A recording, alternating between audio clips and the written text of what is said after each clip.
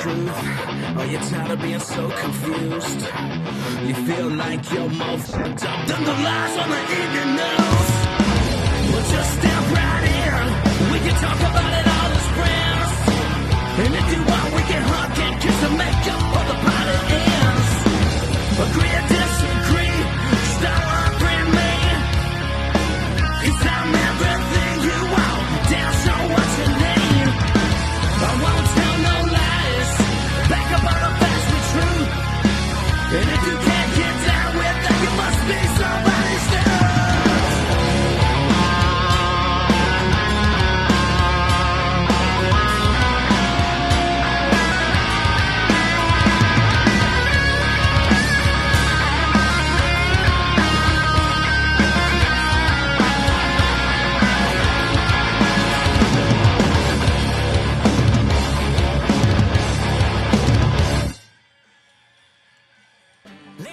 What's up, everybody? It's Ryan Weaver. I am on the Don't Unfriend Me show, otherwise known as The DUM Show, with host Matt Spear. You guys can find the show at The DUM Show on social media or thedumshow.com.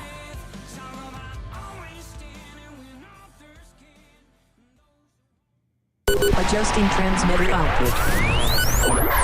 This is the Don't Unfriend Me show with your hosts Matt, Leroy, Amy, Olivia and Mike. Geopolitics, military analysis and election coverage. Coming to you live on the Spreely.tv network and all major social media channels at The DUM Show. Honest, direct, unfiltered. Monday, Wednesday and Friday at 8 p.m. Eastern. We can agree, we can disagree. Just don't unfriend me. You know what's funny is I had a fan who had been watching us for, I don't know, a couple of years. And she recently said, I'm going to stop watching. And, you know, I was inquisitive. Why? Why now? Out of all the things that I've said in my life, what could I have possibly said after 2 years that made you go, you know what? I just can't stand Matt anymore. And I understand it's like a relationship. You know, sometimes you get tired of hearing the same thing, or you might get sick and tired of the way somebody presents. I understand all that. There's people I don't listen to much anymore. And then there's people who I avidly listen to who I couldn't stand previously. But the person said, you're always angry. I just want to let people know I'm not an angry person. I'm not.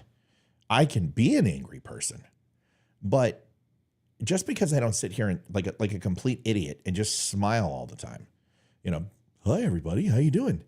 I don't have that. I don't have that gene. I've never had that gene. I have a resting poo-poo face, and I've always had a resting poo-poo face, and it's fine. I understand it can be intimidating, all that other stuff, but that has more to do with you than me. I'm not Benny Johnson. I'm not going to come on here and be like, hey guys, it's your boy Benny, man. How's it going? And it's just not me. It never will be me. It's more like, hey, what's going on? This morning sucks. Or, hey, this morning's great. And here is a day where we saw each other this morning. It was nice. It's nice to talk to everybody. And then tonight we're going to go over to DeSantis. We went over Nikki Haley this morning. I showed you her town hall recorded. And we're going to do DeSantis like with a 5-10 minute delay so I can get through the commercials and stay ahead of it, and because I don't shut up during these things. So I want you to enjoy, want you to share it out. Let's get to it. And with no further ado, I know he is talking now, and I'm going to bring you the candidates who you need to hear from, because this is important, damn it. And, you know, it's a good thing. So let's listen to it. To let you know, I will talk on occasion throughout this, because it is copyright material. I'm not Fox. I don't get to reproduce their stuff and still make proceeds off of this unless I add enough content. So if that bothers you, go to your local cable provider and turn me off and watch them, or turn them on and come and watch me on Spreely.tv recorded, and you come see it later tonight. Easy thing, no problem. Nothing personal, no reason for you to leave. And then the other thing that person said was, it wasn't just me. It was with Olivia and you guys are always so negative. And I'm like, what the? Olivia is negative? My Lord.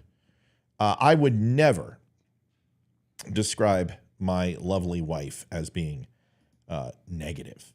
In fact, annoyingly positive is more accurate. Faux shizzle let's get this window set up and let's get you guys watching this. And if you have any questions, comments, concerns, any of that type of stuff, I am available per your viewing pleasure if you have any questions. Let's get watching. Here we go.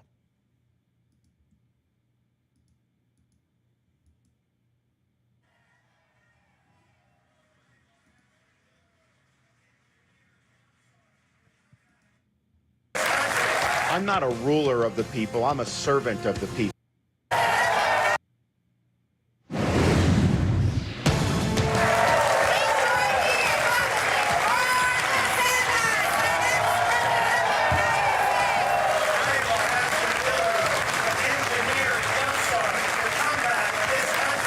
I'm not a ruler of the people. I'm a servant of the people. I come from the people.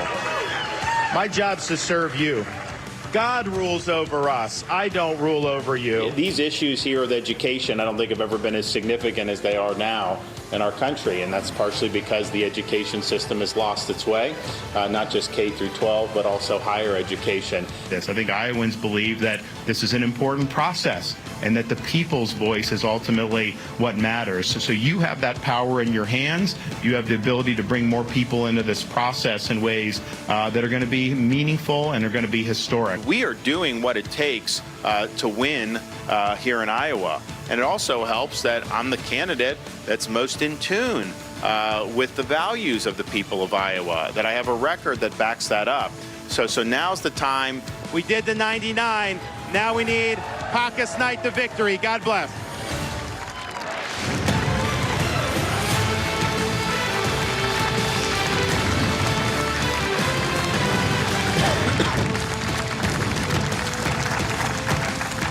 Welcome to Des Moines, Iowa. Good evening from the Iowa Events Center tonight.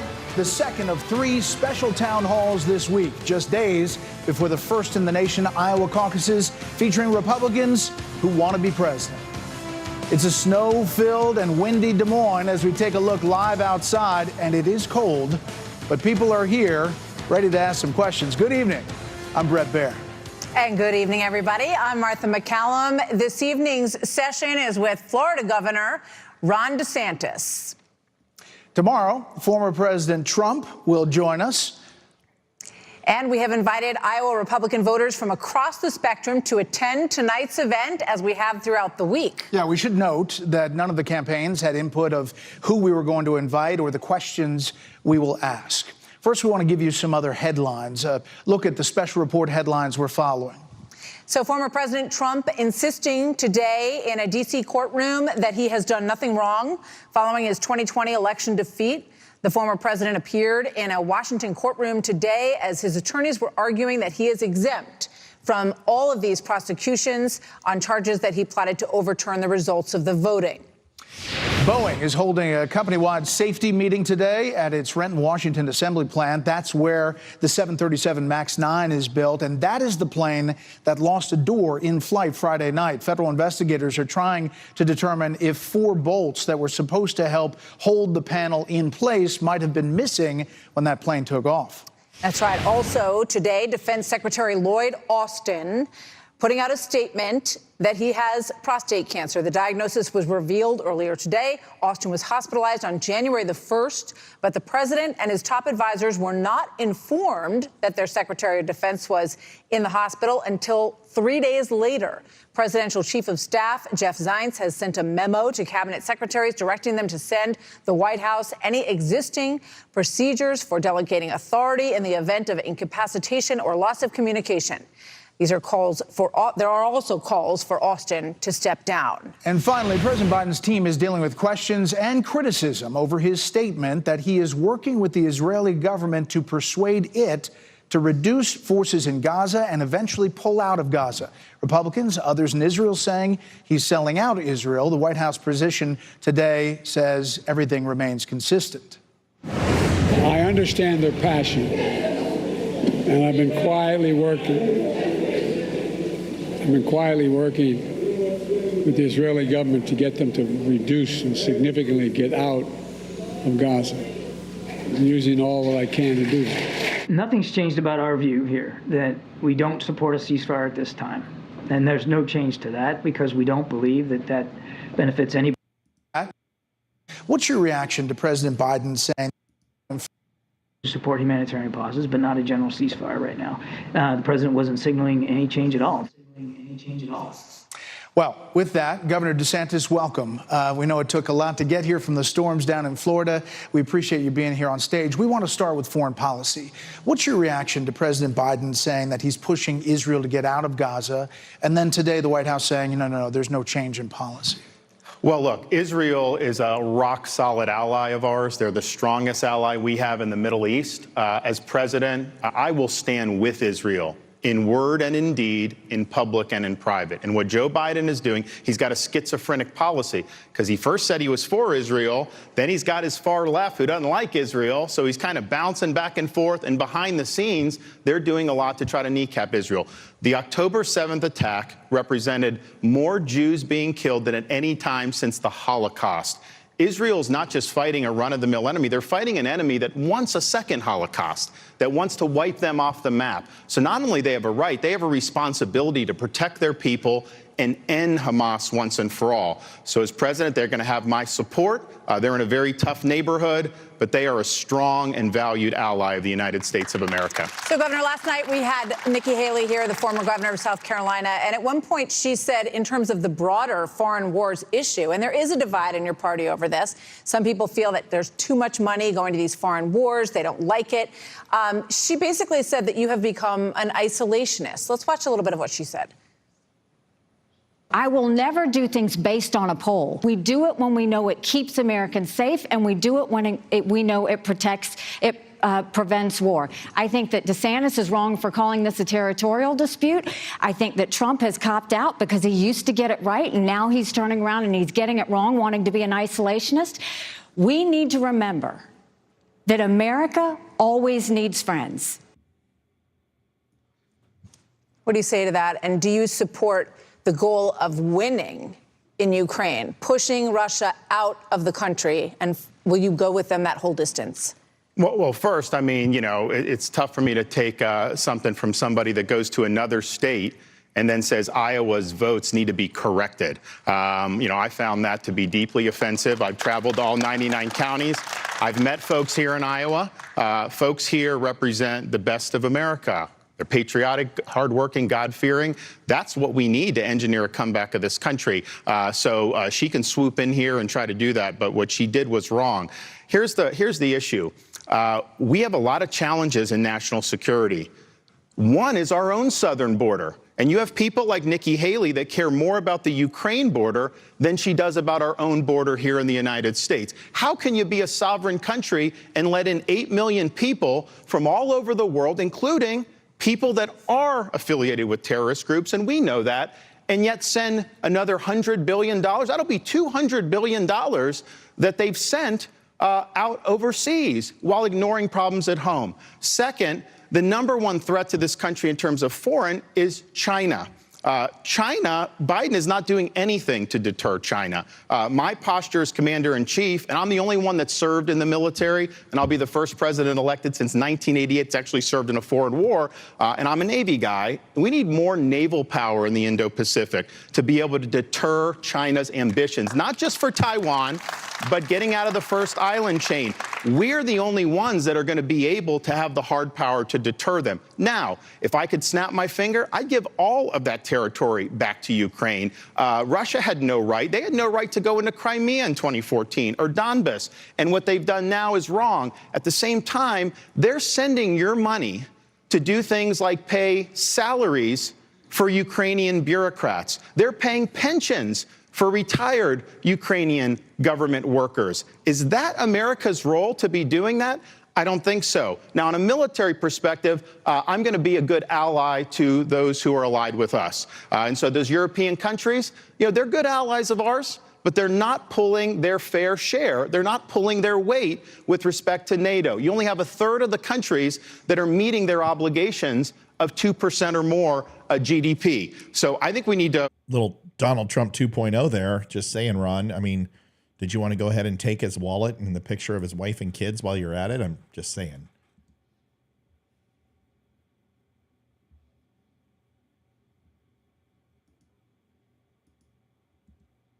I'm going to be a good ally to those who are allied with us. And so those European countries, they're good allies of ours, but they're not pulling their fair share. They're not pulling their weight with respect to NATO. You only have a third of the countries that are meeting their obligations of 2% or more GDP. So I think we need to have an end game to stop this. I think we need to work with the Europeans for them to do more. I am willing to work with them because we have military relationships to help to do that. But we can't just have a blank check, and we can never send American troops over to fight in Ukraine. Governor, as you look at the most important issues facing voters, the economy is number one. Number two is immigration, our latest poll. That tracks with the questions we're receiving here over these town halls. Our first question comes from Amalia. She's from Des Moines.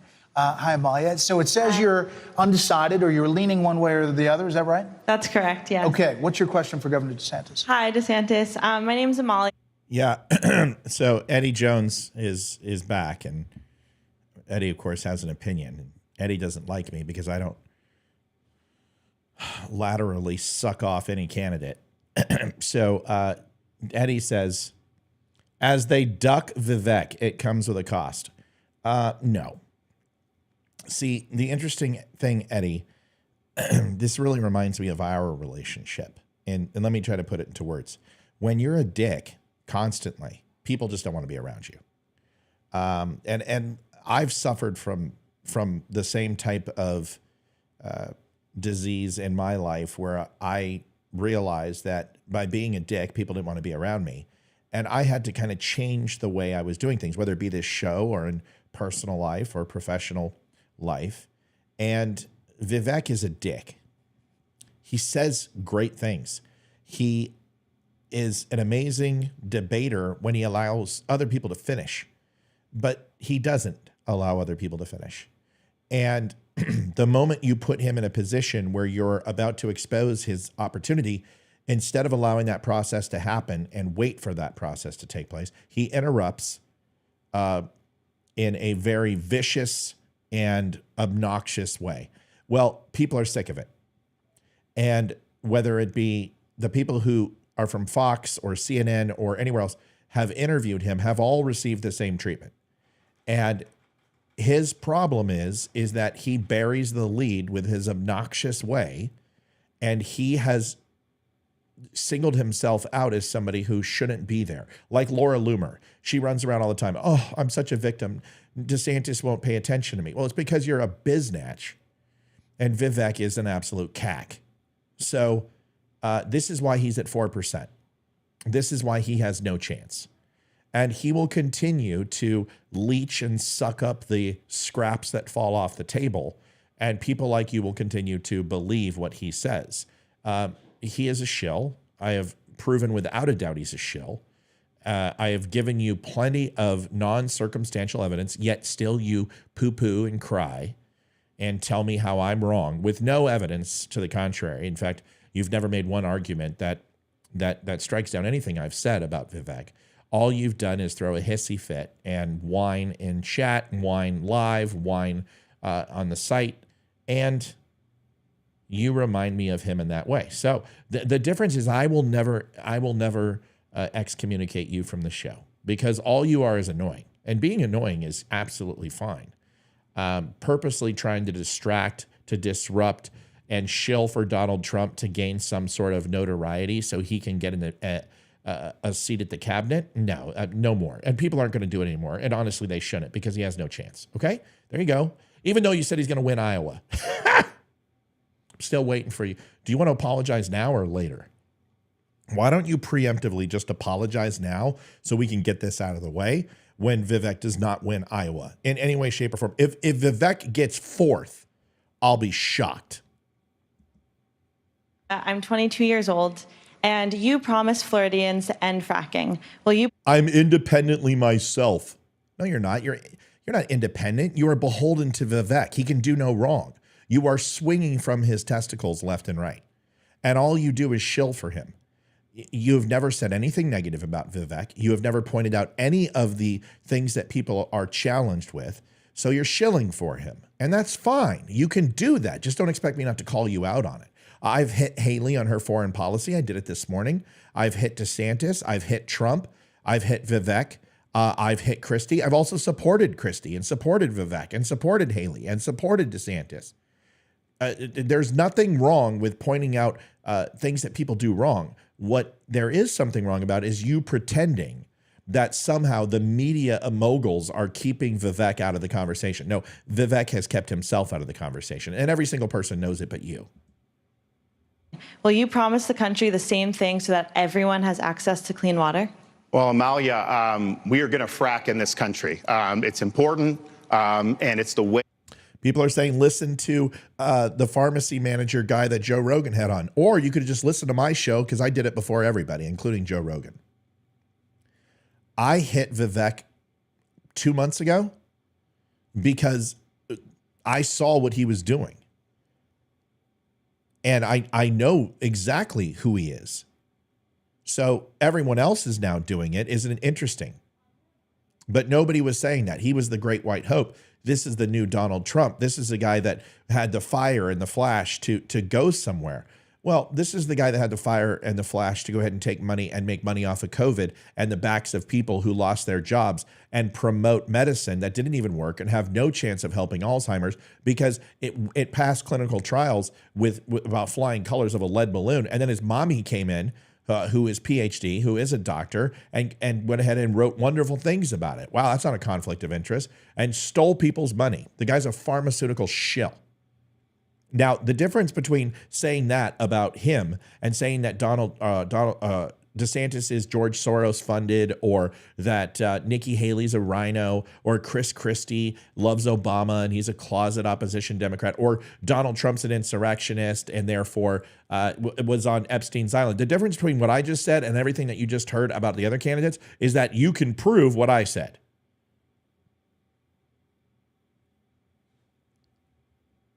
It's going to be a great night. I'm so excited. I'm so glad I came on. Independent and energy dominant. I rolled out a great energy program. I want to lower people's gas prices. I want to lower people's energy costs. That'll help with inflation. That'll reduce prices because that goes into everything we do. And then you talk about national security. You talk about China, Russia, Iran, Venezuela. A dominant American energy is one of the best national security tools that we do. In Florida, we have moratoriums off our beaches. That's in the Constitution. I supported that as governor to faithfully execute the law. But you cannot get the energy you need unless you... Said I would never lie to you. I haven't since I started. I may not have every answer. I may be an arrogant person, which I absolutely am. I may even have a resting poo-poo face. All fine. All accurate. But the one thing I am not is a liar. And I don't go ahead and make shit up in order to get clicks. And it's probably to my detriment. I wish I could do what Benny Johnson did. Benny Johnson had dinner with Tucker Carlson the other night, and I was just like, it baffles me. And it's not like I haven't give Benny his props. The guy's an amazing marketer. There's nothing I could say, but he's up there doing plagiarism stints when it comes to the Harvard University. Dr. Gay. And if you do any research on Benny Johnson has no right to talk about plagiarism about anyone else. It would like it would be like me standing up and going ahead and chastising an insult comic for flaming people when they say something stupid. Who am I to say that when I do that constantly? For Benny Johnson to sit there and pretend that he is not king plagiarist is ridiculous. And it's verifiable. Writing for a publication and stealing other people's content. Now, does he have to live with that for the rest of his life? No, he shouldn't. And he should move on. And he has. And he's done amazing things. And I overall don't dislike Benny. I have an issue that he lies to you and never retracts what he says. That frustrates me. There's no credibility there. You don't get to lie to people for clickbait and then go ahead and not address it when you're wrong. That is unacceptable. By the way, he stole my set too, which also bothers me. There it is. There it is. He stole my set. That's really what pisses me off. Nobody had a set like mine. Nobody. This is a man cave. This set is the shiznit. There wasn't one person who had it like this. The closest person was Crowder. And Crowder didn't have as much stuff as I did, but he did have the wooden wall, and I love that, and the two-tone walls, and I got that from him. There's no doubt. I put the wood over here and the stone over here because I liked the way it looked. It was very Renaissance-y. Well, Crowder had the same thing. He had real wood because, well, his show's worth millions, and I'm not going to do that. I'm going to use paneling. Otherwise, my show, my stuff. People who put flags behind them with coin holders, you didn't see that. You see these people, these little tiny ones, but everything here was mine. And then all of a sudden, Benny has a set that looks like, hey, I like this guy's set, replicate it. In stock weapons that he's never used. I guarantee that AK that's behind him has never been shot. That P90 has never been fired. I would be shocked. They look like stock models straight out of the box, never been fired in their lives. But anyway, this show isn't about Benny Johnson. It's about Ron DeSantis, but that's that break that I told you was coming. So let's move on. We're going to do it in the Permian. We're going to do it in Bakken, all around. I want to choose Midland over Moscow. I want to choose the Marcellus over the mullahs, and I want to choose Bakken over Beijing. So Americans can rest assured we are going to be the dominant energy producer in this world, and you're going to pay less for energy and for gas. Okay, let's talk to Andrew. He is a college student from Des Moines. Andrew, are you out there? There we go. So you're torn between which two candidates right now, would you say? Between DeSantis and Trump. Okay, so here's your opportunity to Governor DeSantis, it's nice to meet you. I'm 19, and as a young American, I'm worried about jobs. And since Iowa gets 62% of its energy from wind and solar, and that creates thousands of jobs across the state, I was wondering if you have any plans to enact this nationwide to create good jobs for Americans. Well, Andrew, thanks for the question. I mean, my view is very simple. You know, we want all the above. So, for example, in Florida, we've got a lot of solar.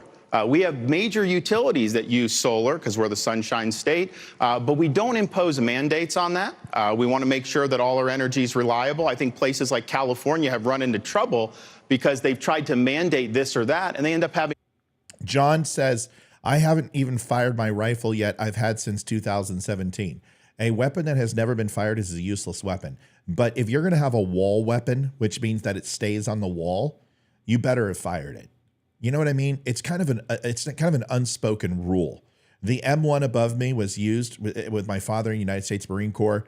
The AR behind me was custom made for me, and it's a nice weapon. It's got a BCM upper and a LaRue lower. It's not cheap. It's expensive. I mean, that's probably in this room the fourth most expensive thing in this room. I love that damn weapon, and you're damn skippy. I fired it. So, in my opinion, if you're going to have a wall weapon, you probably should have fired it, because once it's a wall weapon, it's kind of a pain in the ass to take down. It's not the easiest thing. And yes, it's easy to lift it up, take it, go fire it and bring it back, strip it down, clean it, whatever. But my point is that having a firearm simply, or a rifle, just because you want your set to look cool, to me, it's just ostentatious. That's all. That's all. It's just It's like people who use bastard swords, and knight shields, or have double axes or whatever. You should have things in your room that are sentimental to you and not for dressing. To me, I don't know. Everything in this room has a connection to me in something, one way or another, and that's fine. Does that make me better than him because of it? No, I just think it's kind of stupid to have base model weapon systems to buy and put $3,000-$4,000 into some firearms and then just stick them on your wall. I don't know. Maybe it's me. Maybe I'm just being a diva. Mandate this or that, and they end up having rolling blackouts. I think Biden's Green New Deal, taken to its logical conclusion, is going to lead to rolling blackouts all across this country. We have to have reliable energy. Government picking and choosing has not worked in places like California. I think Florida shows a way where we're really good. We have hurricanes in Florida, and yeah, Jared makes a good point. You want your accessories, you want this, you want that to function, and that's the thing. I mean, keeping a comic book outside of an acid-free bag is not very smart. Keeping a weapon system full of dust and moisture and everything else and not making sure it's protected, or you at least don't take it down once in a while and put a round through it, it's kind of like a car, right? You have it full of gas and you don't turn the engine over. That's not a good thing. So my point isn't to insult him. It's just like Benny Johnson does not seem like the guy that goes out and fires a weapon maybe a couple clays or over under or something to that effect, maybe. But I don't see him going out and field stripping and playing with an AK. I could be wrong. But I'll tell you this. I've seen more videos of David Hogg firing weapons than Benny Johnson. That should tell you something. That's all. It's nothing personal. I mean, I'm just being honest. Somebody says, who is it? Somebody said something. I just said it. Still Point has a new video, new song. They're going to be demoing it on the show here Friday or Saturday. And I want you guys to get prepared for that. We'll talk about it. It's badass. Somebody said something like, don't be petty like the left. And I don't know who it was. It might have been Sue. I don't know if that was directed at me. I can't see it. Oh, Dottie says, seriously, don't be belittling like the left. If that's directed to me, I'm not belittling. I'm just being honest. I don't know. I don't think it's belittling just to have an opinion about somebody. I've given Benny Johnson plenty of good. I've given him some bad.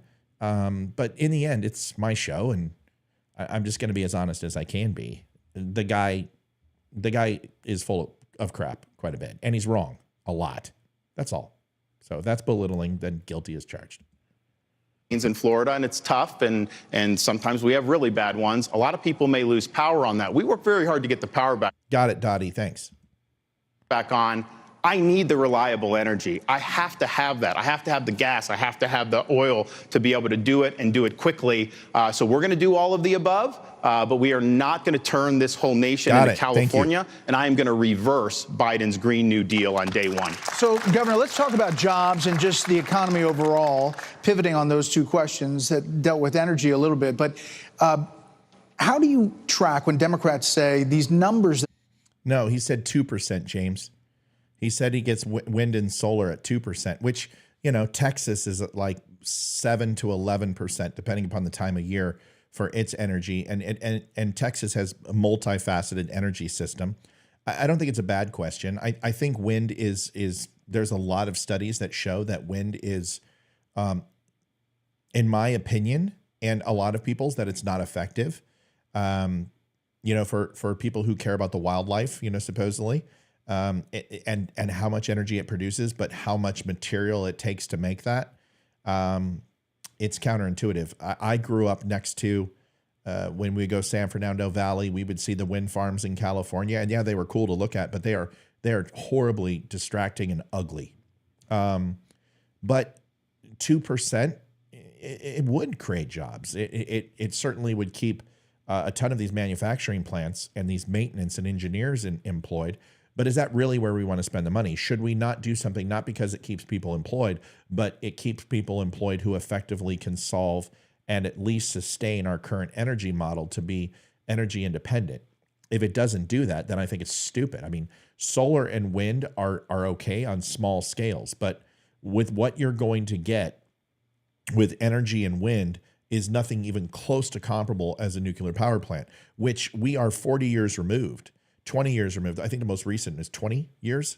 And you've got a plant which technology is advanced, and we can make it smaller, more efficient, less dangerous. And in fact, it's one of the most safest energy forms to the environment and to overall productivity with less eco damage. And I don't know why we wouldn't. But of course, you've got people who don't want to drill off the coast. You've got people who don't want a nuclear reactor in their backyard. So what's the option? Well, let's go ahead and burn coal. Let's go ahead and do solar panels and wind, which are not sustainable. Somebody needs to figure out how to put a giant turbine in the ocean. That's what they need to do. And they need to find a way that they have a turbine which can be safe to aquatic plants and fish and everything else that still uses the natural current of the ocean and the natural convection and movement of water to create some sort of turbine that can generate energy.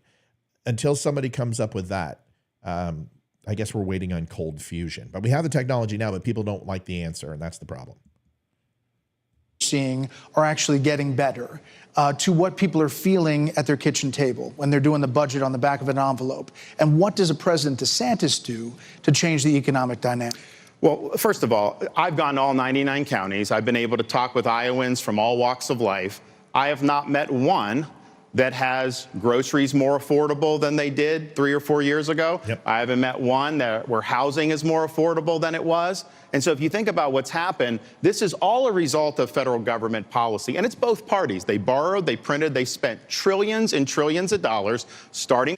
Yeah, John said like a dam, like hydrostatic. Yeah, absolutely. But the difference between a dam and an ocean is that you have to have a mechanism which distributes the water from one point to another. With the ocean, it's free-flowing natural currents, natural winds, natural jet streams that push this water from moving, and natural current that can make this an independent source of power for our lifetime, especially if you put it in a cold water meets a warmer water situation. You get hydrostatic off the water. You have an amazing spin ratio when it comes to that water and the churn of that water naturally from a cold water meets a hotter water type environment. So there's plenty of things you can do, but you have to figure out how to do it where it doesn't literally kill anything that enters it. And I don't know the answer to that question. How do you do it without impeding? Maybe there's some sort of sound that you can emanate that turns the animals away. But how do you do that from interrupting their migration patterns? There's so many questions to this. I don't have the answers, and I don't think anyone does. That's the problem. But there are solutions on our planet to think outside the box. The problem is that you've got all these environmentalists that won't allow it to even begin, and it's very similar to big tobacco. Won't allow studies on tobacco's more harmful traits and counteract big tobacco's numbers. Well, until they started allowing people to challenge and prove and test cigarettes for what they were doing, big tobacco would have its own study departments that would release these counterintuitive reports that would negate anything that other medical studies said. This is happening with firearms, right? A lot of certain things about about firearms aren't able to be studied. And that has a lot to do with lobbying and legislation. And here's my thoughts. I don't care how much you study a weapon. You're never going to go ahead and link that you have a gun, which is why you're a mass murderer. It's always going to be a psychological issue. It's always going to be the intent of the shooter. Let these studies take place. What's the harm in it? Because maybe we can find something that is a basic common thread that shows why these people do what they do and act the way they do, whether they have firearms or not. It's been proven that people will kill if they want to kill, whether it's renting a U-Haul or using a knife or a hammer. The point is, what's the sinew that ties them together and makes them make this decision? There should be studies done on this. And yes, of course, the left is going to use it to go ahead and attack the Second Amendment. But my thoughts are very similar to tobacco, is allow these studies in the ether, allow them in the open, and maybe we can find some common thread of why this is happening. I'm not opposed to it. But anyway, I digress. That's just my opinion. With COVID, shut down the economy, did all this, use it as a pretext basically to spend and borrow unfathomable amounts of money. Of course you're going to get inflation. That's what's driven the prices up. That's why you have higher interest rates. So and I've met a lot of young people, young married couples that are trying. Yeah, Gail says turbines and water pipes was being researched. Sounds good in theory. It certainly does sound good in theory. It's all theoretical. It's how do you keep that wildlife out of there? It's a great point. I agree with you. Wind turbines are 20% to 40% efficient at converting wind into energy. The typical lifespan of a wind turbine is 20 years with routine maintenance required every 6 months. Right, but the overall pounds per square inch, right? I mean, is the juice worth the squeeze? Are you getting enough sustainable energy? The amount of area that solar and wind take it's not scalable. So it may solve the problems with some of these rural countries and towns, our rural towns and cities. That's fine, but that's not the problem. Those aren't the issue. The issue is the top 50 cities in America consume more power than the entire United States combined. So how do we solve the energy in those towns so it stops basically draining on our system? So if you create a bunch of wind turbines for a small town, that's wonderful, but that's not going to help the system. It's not going to help the process. Our power structure is still going to be overburdened. So how do you solve it? Once again, we got to listen to DeSantis here. You guys are just getting me all excited with this amazing conversation tonight, but I got to watch this. That are trying to start a family, yet they can't afford a home, and they're gainfully employed. They're working hard. But the average price home today, with interest rates where they are, the monthly mortgage payment is about twice as much of what it would have been 4 or 5 years ago for the average price home then. Now, part of its housing has gone up, but a lot of that's the interest rate. You're paying more. So what I've seen is the American dream slipping away. And here's the thing. If people are working hard, if they're getting the most out of their God-given ability, they've got to be able to get ahead in this country. That's the backbone of what America's all about. And if those folks are doing everything right and they're falling further and further behind, then this country's not going to end up working. Now, in Florida, we actually have incomes going up faster. It's outstripping. People are making real income gains even with the Biden inflation. But we've taken steps to mitigate this. So, for example, I'm very pro-family, but it's hard to raise kids. It's expensive to raise kids. So I signed legislation last year eliminating all sales tax on all baby items, diapers, strollers, cribs, formula, you name it. You're raising kids tax-free in this country. Now, when I first became governor, my wife and I had a 2-year-old and a 9-month-old. I got my guy there. He's 5 now. I think he's is he in the crowd or where's he at? Okay, he went over there. We didn't even have our 3rd yet. So I signed this into law last spring. And by that time, all of our kids were out of diapers. I came home. I was very proud of myself. I told my wife, I just signed this. No more taxes on diapers, all these other things. She kind of just looked at me and said, why didn't you do that in 2019 when our kids were still in diapers? Well, we didn't have Biden inflation then, but we did. So we've taken action to help people cope with this. But I'll tell you, this is created by Washington. And I think we can talk about, as president, what I will do. I'll veto bad spending bills. I'll do all that. And you'll see great leadership there. But the incentives in Washington are hardwired to produce these bad outcomes. So I think we need some more fundamental reforms. I think we need term limits for members of Congress. I think we need a balanced budget requirement for the Constitution. I've got to balance the budget in Florida. And as a result of that, we've paid down 25% of our state's debt just since I've been governor. I think the president should get a line item veto. If they put a big spending bill on your desk, you can hack out veto individual spending items. They're spending your money now to promote things like transgenderism in Bangladesh. Is that really a good use of your tax dollars? But the president has to either sign everything or veto everything. I will say this. Ron DeSantis has turned into, I've been tough on Ron, but listening to him for 15 minutes, he has officially surpassed every single candidate in this race for overall knowledge of the state of the union. And this comes with visiting, 99 different districts inside Iowa and doing over 200 visits to Iowa gets him to talk to people. And there's been a change in Ron. And I think Ron has stopped running for president. And Ron is starting to run as a bartender. And there's not many bartenders that I know after bartending for a large portion of not my life, but my college and in youth, is that you gain a certain level of knowledge, but most importantly, you learn how to listen to people. And you learn how to convey ideas through the shortcomings and the inequities and the strengths of others. And I think that him going on this Iowa blitz has simplified his candidacy and really personified his state strengths. He is not good running. Scratch that. I can't believe I just said that. He doesn't do the national stage well. He don't do it good. He doesn't do the national stage well. He does the state well. And by focusing Iowa, which really he's putting everything into Iowa, and he needs to, because Nikki Haley has a very good chance of winning New Hampshire. I still think Trump probably takes it, but she has a very good shot. And if she comes in second and beats DeSantis in Iowa, he's done. It's over. And he knows that. So he is putting all of his eggs into Iowa before Super Tuesday, and it's what I recommended a long time ago. He needs to focus on Iowa because people will relate to him. It's done him good. I can say that. That's okay. That's proper English. It's helped him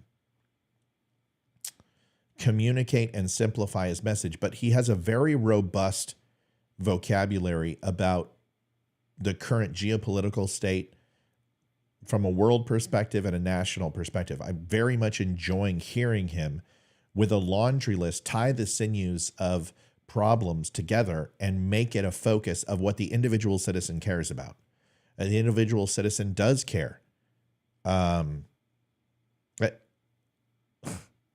John, either you need to call in, but every time you having a stroke, when I mention Nikki Haley, you don't know why you don't like Nikki Haley. You're not going to be able to, because you didn't like Ron DeSantis 3 months ago. You hated him. It's amazing how you all just like do whatever Trump says. It baffles me. Do you guys hate Chip Roy now because he's going after Chip Roy? Donald Trump's considering her for VP. Did you get the news? He's vetting her for VP, like I said 3 years ago. Because honestly, with Donald Trump and Nikki Haley on the ticket, it becomes unbeatable. And the reason why it becomes unbeatable, I explained this morning if you watch this morning's show, is 37% of the electorate is willing to vote for another candidate outside of Donald Trump. 37% of his base has it. There's about 17% of the base, which is kind of wishy-washy, or 27% of his base, which is kind of wishy-washy, willing to go with anybody but Trump. They're never Trumpers. And that other 30 some odd percent is willing to vote for another candidate. And right now, that institutional candidate is Nikki Haley, because that's what all the polling says. And if Chris Christie drops out, which he's going to have to at some point, so's Vivek. And if DeSantis drops out after Iowa, you're going to get a slap in the face. It's going to rock your world, because Donald Trump's lead is going to be cut to single digits. And if that takes place, you have a very serious threat to Donald Trump you have a broken convention, essentially. If she gets within 10 points of Donald Trump and she wins New Hampshire and she comes in second in Iowa, Donald Trump's better shit the bed, because he's got some problems. So I don't understand why people always have stroke with Nikki Haley. Listen, does she say everything no, I don't love everything she says. I don't love everything DeSantis says. There's a lot of things I can say I don't agree with her on. One of them is her stance on Ukraine. But I got to look at this as from a political analyst. I don't have to look at this about a popularity contest. I don't have to sell the homecoming queen. What I have to do is realize is that she brings suburban women to the fold, brings them back under Trump's circle. It brings the Christian evangelicals back to Trump, and it brings the establishment back to Trump with all the money. He's going to have to fund this election. He's got ungodly amount of money that he is putting towards these court cases. Ungodly. And let me tell you, the moment that he announced that he was for president, he lost all that PAC money that he was using. The RNC stopped paying his lawyer bills. And the reason why is that if you have legal ramifications, for your presidency, and you're having to pay for that when you're out, that falls under the contract that every candidate who runs for president and becomes president has with their party. The moment that he announced that he was running again, it then breaks campaign finance law. So RNC stopped paying his legal bills. That is a lot of money.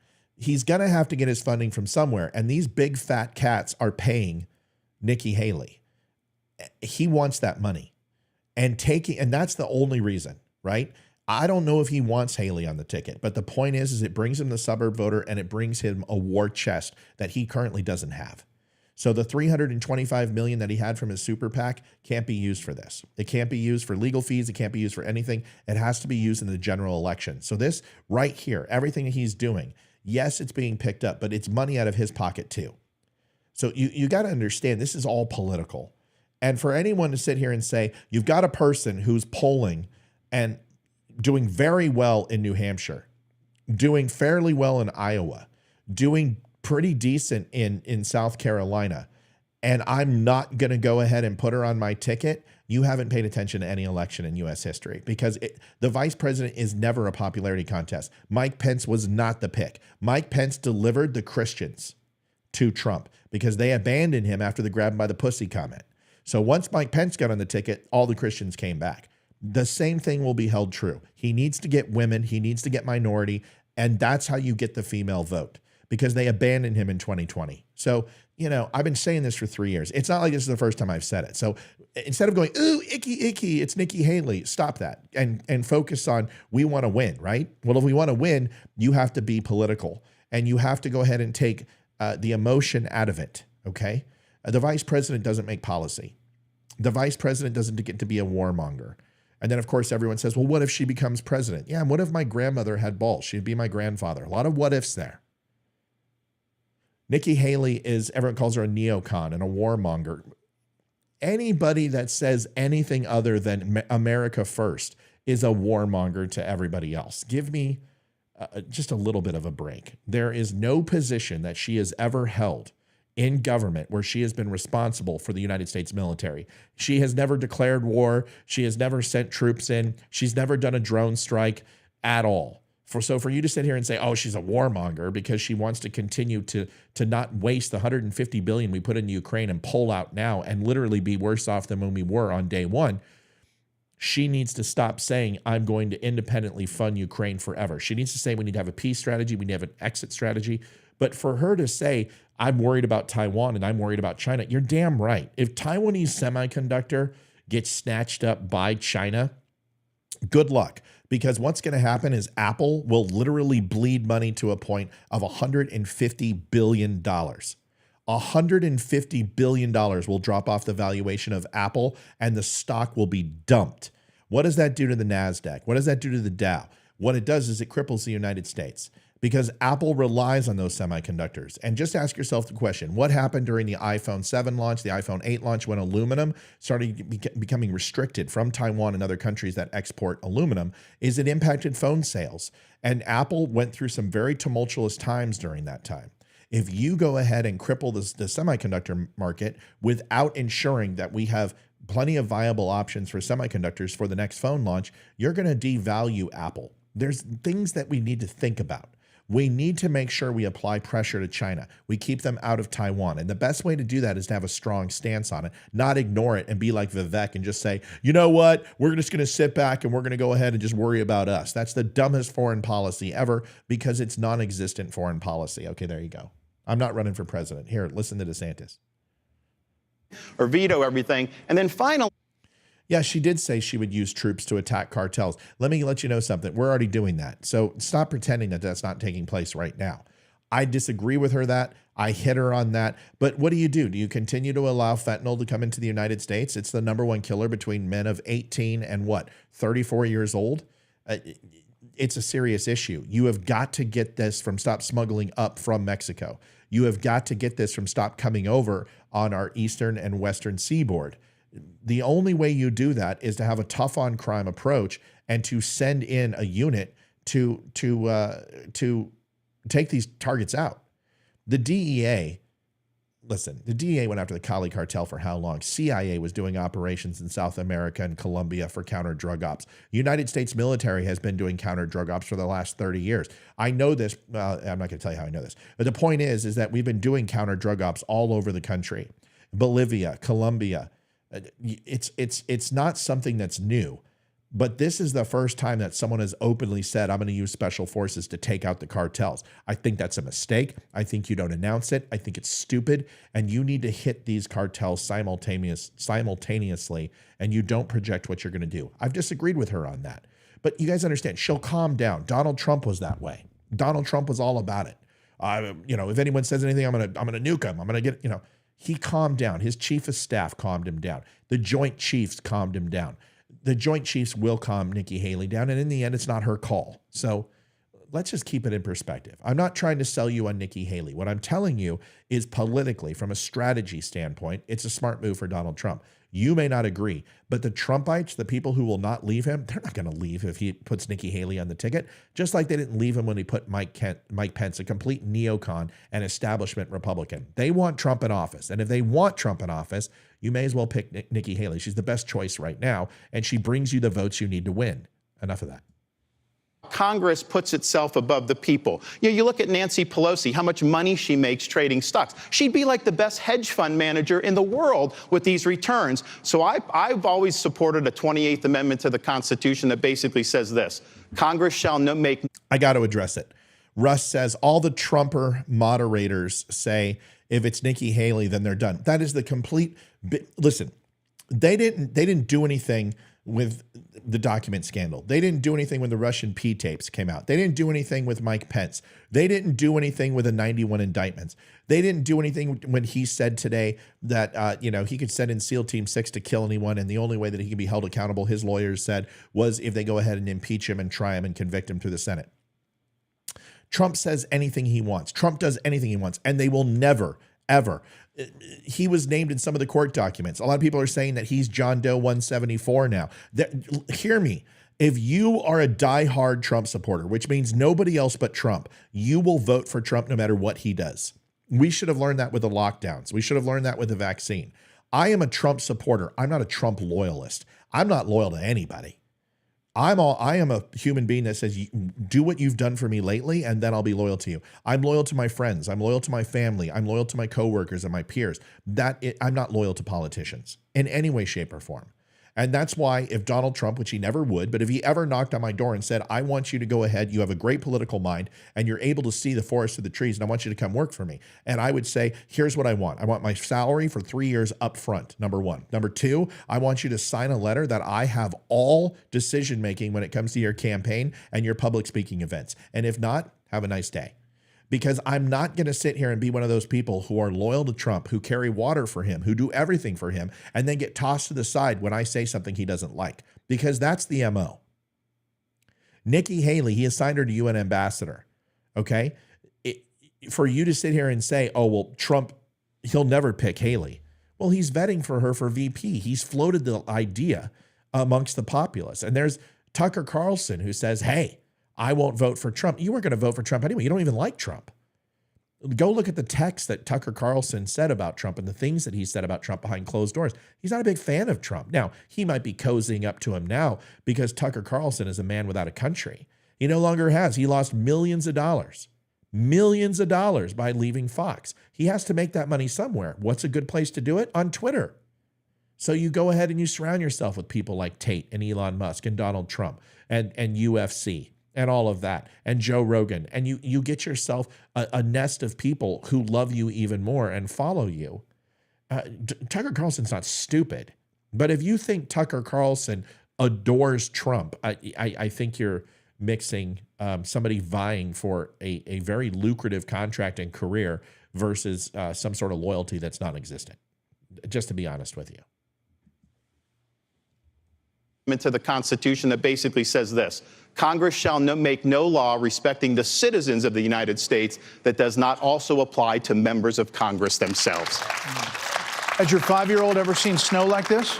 So it's interesting. They had never seen snow until about a month ago. I mean, they're Floridians, born and raised. Last Christmas of 22, it was 19 degrees in Tallahassee on Christmas Day, but there was no precipitation. We were hoping for a white Christmas. It didn't happen. Now they've come up. So initially when they saw the snow, they were like, man, this is so cool. And I said, well, so you guys don't want to live in Florida anymore? They're like, no, we want to live in Florida. We just want the snow in Florida. I said, doesn't work that way, kids. It doesn't work that way. You got to choose north or south. So they kind of liked it. But I will say this, my wife and my son have been out. So Ramon makes a comment. She quit governor to be UN ambassador. You serve at the pleasure of the president. There is an unspoken rule in government where if the president of the United States asks you to serve your country, you do it. You know, it's amazing. If people would just get past that, it's fairly liberal, is if they would just watch The West Wing, they would learn so much about government. And although that show can be a little left, they do a really good job of balancing and giving the Republicans, although they do treat them like, you know, they're kind of the evil side that is lack of morals. They give them wins in the show. And it's not like this is liberal love fest, but it does an extremely good job of explaining government and the way that checks and balances work in this country. If the president asks you to serve, you serve. And if the president tells you to serve, you serve. And that's one of the things you get when you write your letter of resignation, that everybody's responsible for doing the first day that you go into office, is your acceptance letter of the position has certain conditions that say extensions and how long you'll have to be there. And if the president says that you can't leave, like Sarah Huckabee Sanders, and says you can't leave this position, you have a certain sense of devotion that doesn't necessarily make it that the president can force you to stay, but if you go ahead and refuse the president of the United States, no matter who it is, you're going to create a name for yourself that will follow you through the rest of your life. President of the United States asks you to do something, you do it. And I don't care who it is. If Joe Biden came to me right now and said, I need you to do something, I would do with everything I could that wouldn't compromise my morals or the truth to do it. That's the absolute truth. In no way, shape, or form I would never deny the president of the United States who asked me for it. He wouldn't. He has nothing to gain from me. And I'm not this delusional yutz who thinks that Donald Trump and Joe Biden even know who I am. My point is that if they did, as long as it didn't, impact my ability to state the truth or compromise my morals, I would do whatever I could to help out the president of the United States. And I can give you an example. Yeah, I can. So there was a job that we had to do in my previous job where we had to work with the White House, and it was not with Donald Trump in office. It's the best I can say. And we had to negotiate a job with the White House on a job I used to do. That's about as much as I can go into it.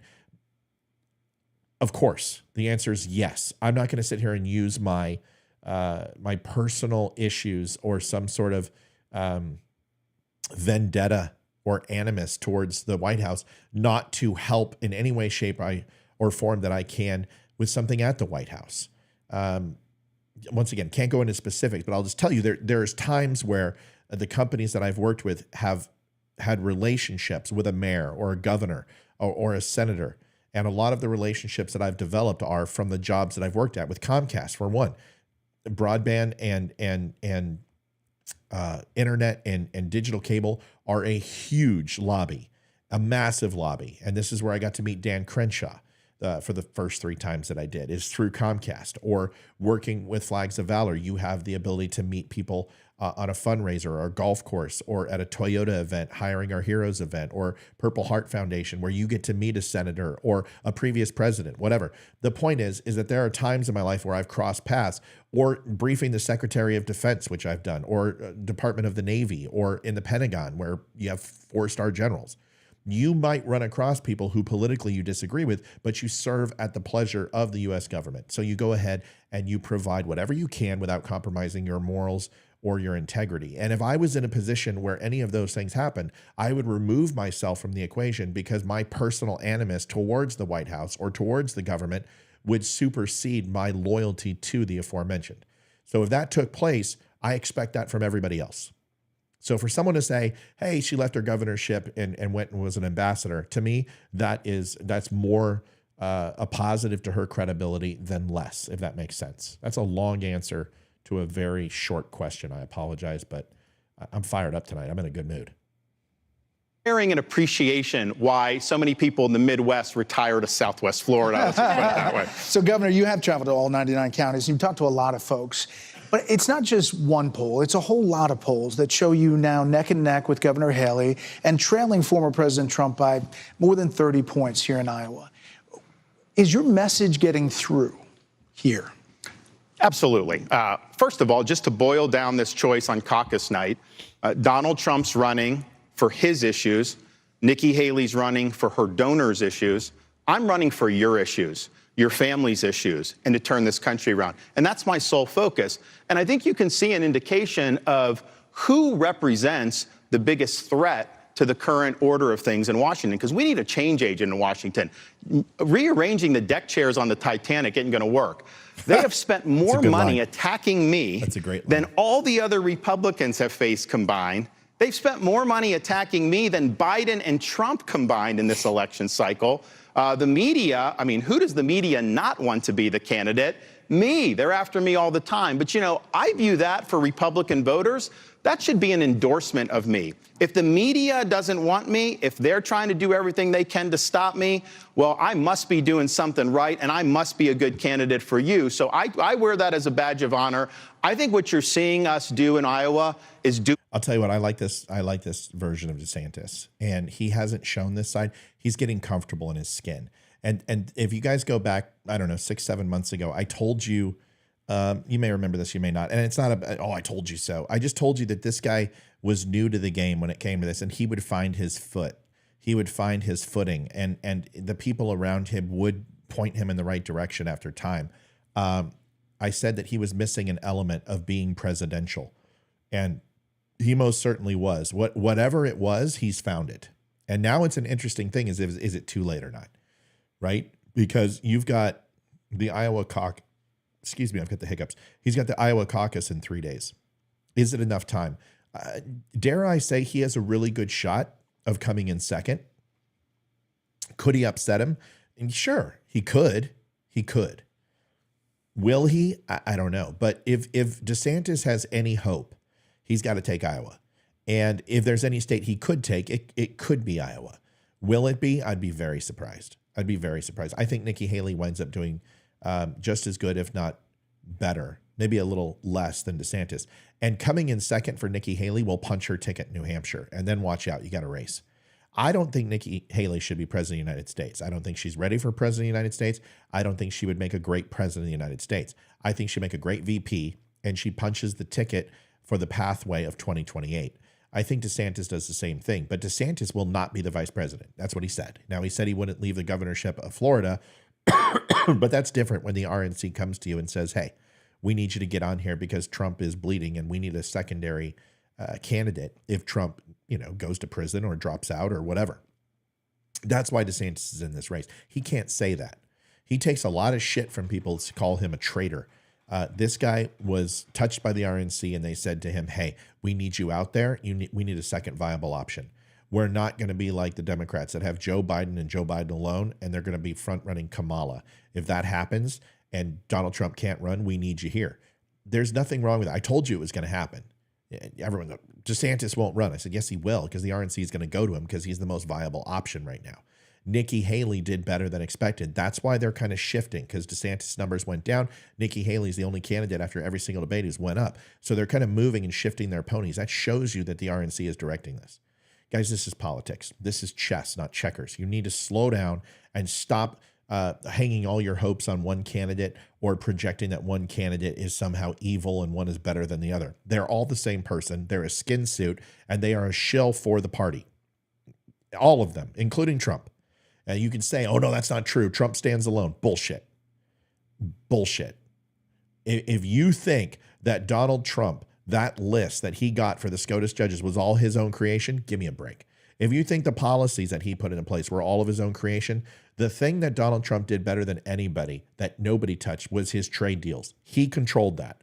He had a certain group of economic advisors around him, but conservatives don't put tariffs on other countries. They don't penalize with taxes. That's not what they do. They believe in free trade. And Donald Trump renegotiated the USMCA. He jumped away from NAFTA, and he started penalizing countries that were doing things and taking exception with the United States and taking advantage of us with tariffs, something that Republicans never would say. Trump did a great job, especially with world trade. But if you think that he came up with a military strategy to go after Al-Qaeda and the caliphate with ISIS, folks, these things were written by generals long before Donald Trump even was in sight of running for president. He simply chose the right ones and put the right people in place to go ahead and take the gloves off and do the things that he did. We give the president way too much credit. So let's stop pretending that Ron DeSantis is going to change the country on day one. Let's stop pretending that Donald Trump is going to change the country on day one or subsequently ruin it. The president is a monkey in the suit. They have a certain amount of power, and then otherwise it is extremely limited. They are allowed to write executive orders. A lot of presidents have been taking advantage of executive orders and going against the Constitution. That is not what the president's job is. The president's job is to protect this country and defend this country through the means at his disposal, through appropriations and legislations passed by the House and the Senate, and then he executes and enforces those aforementioned pieces of legislation. That is his job. He can use executive orders to cut red tape and to appropriate dollars where he needs to, and also circumvent things as long as it's not unconstitutional. That's his job. For anyone to think that all of a sudden he's going to take office and, energy is going to be solved, that's not the way it works. You will see a rise in the stock market. You will see investment opportunities, just like when he left office, the Wall Street tanked. Before he took office, Wall Street went up. They know that when conservatives are in office, usually the stock market and investment does fairly well. The reason why is he's going to deregulate things. And when you deregulate things, it opens up the free market economy and everybody makes money. This is nothing that's shocking. If you take a look at where we're trending, is a lot of the numbers and a lot of the polls, people are betting on black in the economy and in the stock market because they believe Trump has an outside shot of winning and that Joe Biden doesn't. This is the ebb and flow of economics inside the U.S. And although the president doesn't have a direct impact on that, the presence of a business-minded president will secure NYSE, it will secure the investors, and it will make the bulls and the bears make decisions on what they're going to do with their funding and what they're going to do with their investments and their portfolios. But to say that all of a sudden that the Ukraine war is going to be over 24 hours after Donald Trump takes off, give me a break. It's not true. And we know it's not true, but we pretend that the president has this almighty swath of power, and they don't. So listen to what DeSantis says, listen to what Haley says, listen to what Trump says, and try to find who you feel most comfortable with being the vice president, because it's pretty much written in stone right now that Donald Trump has the ability. I will let you know after Iowa what it looks like, and certainly New Hampshire. But if you think that Donald Trump hasn't been impacted negatively by not doing the debates, he has. If you think there isn't a large enough voter base out there that will turn away from Trump and go with DeSantis and Haley, you're wrong. Right now, we have a field that is extremely strong as far as polling votes away from Haley and DeSantis, and Christie and Vivek are polling not away from Trump, they're polling away from each other. And when this field narrows, those votes most assuredly, especially the never Trump vote, will go to one of these candidates. And then you'll see attrition take place and they will drop off. When that happens, this race will tighten. And if it gets within 10 points, you very well could have a contested election. You could have the never Trumpers. This is very reminiscent of Nixon, very reminiscent of Reagan. These things can happen in politics. So let's just sit back. Let's just listen to what they have to say. Let's enjoy the ride. And let's stop, making the mountains out of molehills, okay? All right, good. Here's the rest. I think what you're seeing us do in Iowa is do it the old-fashioned way. You're lining up people who are committing to caucus for you. We have massive numbers of people. I think we have more commits than anyone's ever had in an Iowa caucus. We have all the counties organized. People that have been involved in this process say it's the best yet. That's not something that necessarily... People say Biden screwed up Vicky says Biden screwed up the country quickly. This is a whole nother dialogue and a whole nother conversation. And I want to have this dialogue and I want to have this conversation. But once again, if you think that Joe Biden was specifically responsible for what happened to the economy, I've got a story to tell you. Because Joe Biden had nothing to do with the original lockdowns. Joe Biden had nothing to do with the original mask mandates. Joe Biden didn't push through the vaccine. Joe Biden didn't spend $9 trillion. Okay. Do we really want to have this conversation? Because, and this isn't directed at Vicky, this is directed at anybody, because there's this alternate reality that's taken place that Joe Biden took office and immediately everything went to shit. It was dropping before that. And it certainly wasn't dropping off the cliff, but everyone knew that the world was going to catch up to the United States being impervious to this 75% of the rest of the world collapse. And I said it all along. Leroy will come on here and tell you, he laughs whenever I bring it up because I said, he's like, Europe's problems and Asia's problems aren't going to impact the United States. And I said, no, they will. And what's going to happen is when the United States gets a cold, everyone else is going to get the flu, and it will hit the United States at some point. And it most assuredly did. The overreaction from Republicans and Democrats under Trump's watch and Biden's watch are responsible for what happened to our country. There is absolutely no defense of what took place. So gas prices, give me a break. That has nothing to do with what we're talking about. We're talking about shutting down businesses, locking them down, keeping our kids out of school, the overall commodity decrease, the increase in costs of lumber, of wood, of simple materials, of food. All of this was on a trajectory. I understand that Trump had us running on rails, and that held us for a long time. But ultimately, the effects of the decisions that were made in the year of 2020, ultimately 2019, ultimately wound up hitting us in 2021. And Biden expanded on it. Biden made it worse. There is no doubt, absolutely 100%, Biden made it worse. And eventually, over time, the world started to catch up to itself, and the United States started to catch up to itself. But you can't give him all the responsibility and then give him none of the credit when we start moving out of it, okay? You can't do that. Just like you can't go ahead and blame Trump for everything and give him no credit either. There has to be a checks and balances. We have bicameral legislature. We have no one party in charge of everything. There are checks and balances. Decisions are made together, and that is the only way legislation is passed. That is the only way appropriations bill pass is by having enough people from both sides to say, yep, green light, check, let's go forward, okay? The decisions that were made under Trump during COVID, there were some bad ones and there were some very good ones. And the decisions made by Biden were very good and very bad. When it came to not touching some of Donald Trump's deregulation that he put in place.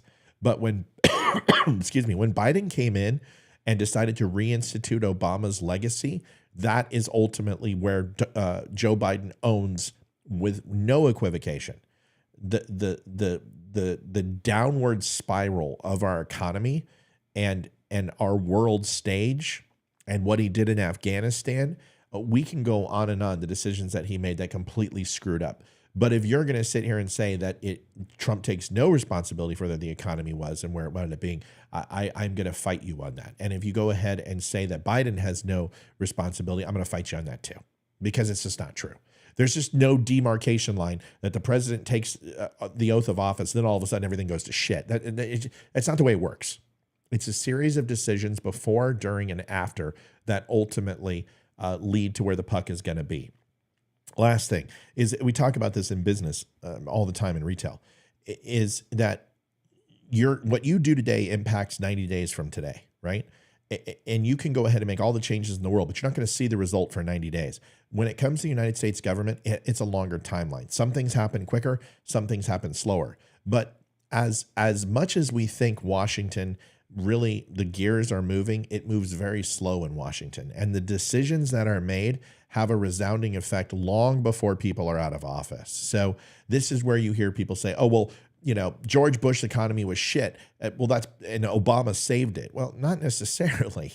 It's not like the Bush administration inherited a wonderful, strong military after getting into 2 wars right after 9/11, and then had to go ahead and make up for what the Clintons did, which was closing military bases, throttling our military, throttling personnel, minimizing our fleets from a naval perspective, selling off Kevlar on our Humvees and body armor. These are all things that Bush had to reimpose and spend that were unaccounted for in his presidency. Of course, it's going to have an impact on the budget. It's going to have an impact on the economy. It's a very convoluted topic, but I really take umbrage with people who, I don't mind you going after Biden for his decisions. I don't mind you going after Trump for his decisions, but you don't get to sing the praises of one president and not point out their inequity and their failures at the same time. Vicky, I know you weren't doing that, but this is the overall topic. All right. Now, gosh darn it, let's watch DeSantis. You guys are really engaging tonight very well. I love it. Thank you. Good stuff tonight. A lot of good conversation. Not because a poll is based on who's going to turn out and who's not. Our people are turning out. And so for those who are supporting us, thank you. Anyone who's undecided, I'm the guy that will get this done for this country. One of the things that I like in Florida is people will come up to me who didn't vote for me in the primary when I ran for governor in 2018. And they'll say, yeah, I didn't vote for you, man. That was the worst vote I ever did. Like, you've done a great job. I couldn't be happier. And even some people that voted. Melanie says that we could have already recovered from, we were already doing it. No, that's not true. Melanie, the country wasn't open. Schools weren't open. What makes you think that during Trump's administration that the lockdowns were over? This is a whole nother conversation. We need to have it another period of time. I'll give you the timeline. We'll walk through it together. Were we showing signs of life? Yes. Were we showing signs of recovery? Yes, we were. And I've already stated that Biden made it worse. But for anyone to sit here and say that our economy in 2020 all of a sudden rebounded from the impact of 2019, I couldn't disagree with you more. Yes, the stock market went up. Yes, we started getting jobs coming back. But to sit here and say that the lockdowns weren't taking place, that the mandates and the mask mandates weren't taking place, that we weren't spending money, that the stimulus that we were giving people with the stimulus checks weren't taking place, these were horrible decisions.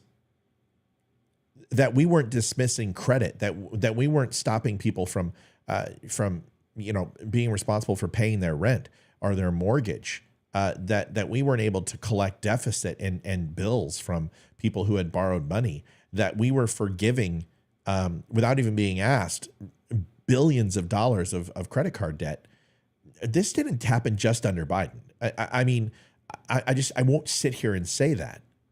The last 6 months of Donald Trump's presidency were not good.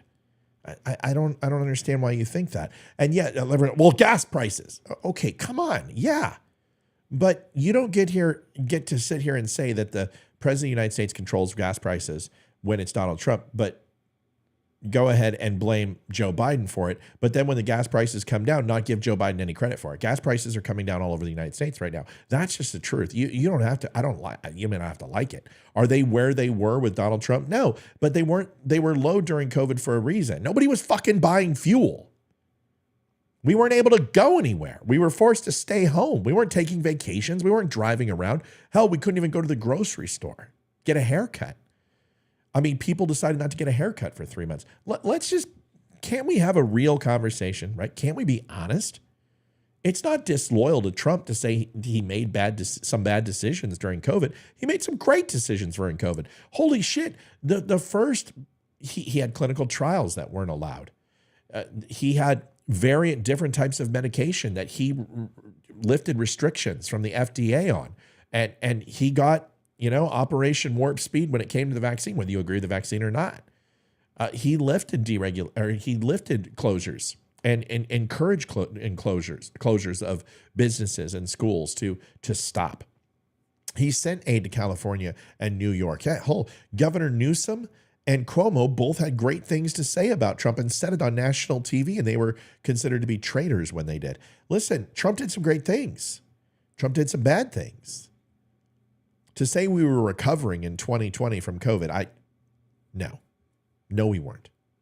No, you saw the markets open again. You saw trading open up. You saw businesses open up. And of course, that's going to stimulate when you have absolutely nothing and you're annualizing against shit. You needed a full year of operation with business as usual, because that's another thing that Biden did. Well, jobs are up 370%. Yeah, when you're annualizing against dog shit, it's easy to do well. Let's look at Biden in his second year, and that's when the forest was through the trees. We started seeing the numbers and going, wait a second, you're annualizing dog shit.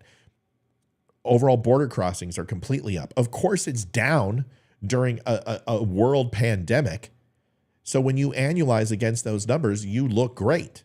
But once we had a full year under our belt, we got to see that the cost of living was up, that gas prices were up, that overall investment in the U.S. dollar was down, that the impact of what it had on test scores with kids, all of this stuff was not just Joe Biden's decision. We need to hold to task everybody responsible for this, and there needs to be an accounting for this, and it should be an accounting on the ballot box. Donald Trump ran a almost flawless presidency against opposition from his own party for 3.5 years, and I applaud him for it. And I have made plenty of videos just applauding Donald Trump for 3.5 years. The last 6 months of his presidency, I was not very happy with him. And I made that very well known and lost a ton of viewers for it. You should look at it the same way. Not look at it my way. You should look at it the same way. You should dive into the numbers and really look at it. And I think it'll tell you the story that I'm telling you. But that's just me. I could be wrong. Job. I couldn't be happier. And even some people that voted for me in the primary would say, I really liked you. I thought you'd be a good governor. You did so much better than even I could have imagined. So isn't it time, instead of having people overpromise and underdeliver, that you have somebody that makes bold promises and overdelivers on those promises? Let's stop underdelivering. The crazy part didn't start till way after. What are you talking about? Melanie, either call in or I can't talk to you in chat. I don't know what you're talking about. I don't know what you're talking about. The crazy part, we were on lockdown. I got fired during Trump's administration. What are you talking about? Twice. I lost my job during the Trump administration. What are you talking about? Yeah, I don't know what you're talking about, Melanie. That's okay. We don't have to agree. Whatever. Let's watch. More about the polls and about the standing in Iowa when we come back. We will also address former President Trump, who was back in court today, back in front of the cameras, talking about the charges against him. We're going to get reaction from Governor DeSantis and a lot more questions from the voters in our town hall. Great time to skip forward. Ernie, obviously, do you believe? And it had good reviews. Found. Tonight, lawlessness in America. Presidential candidate Ron DeSantis, the governor of Florida. You're an attorney, obviously. Do you believe that the former... Okay, so now I got to get this. Okay. We might just skip DeSantis and go to the, because this is more important anyway, this conversation. So Nancelina Bordone says, fighting is absolutely responsible for our inflation. He is the sitting president, and at day one, the first thing he did was cut the pipeline, which skyrocketed our gas price. No, it didn't. What? The Keystone pipeline, the XL pipeline that wasn't even open, that was going to use tar sands oil, which is a highly toxic oil that isn't even processed in the United States and shipped overseas, inflated gas prices. Who told you that? Fox News.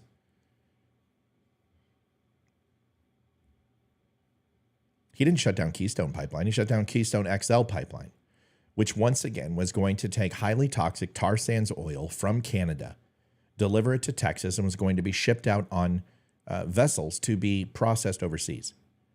How does that impact gas prices again? Now, if you want to go ahead and talk about Joe Biden, who went ahead and released on oil reserves and deflated the price of the true price and altered the overall price of gasoline by liquidating our oil reserves, sure.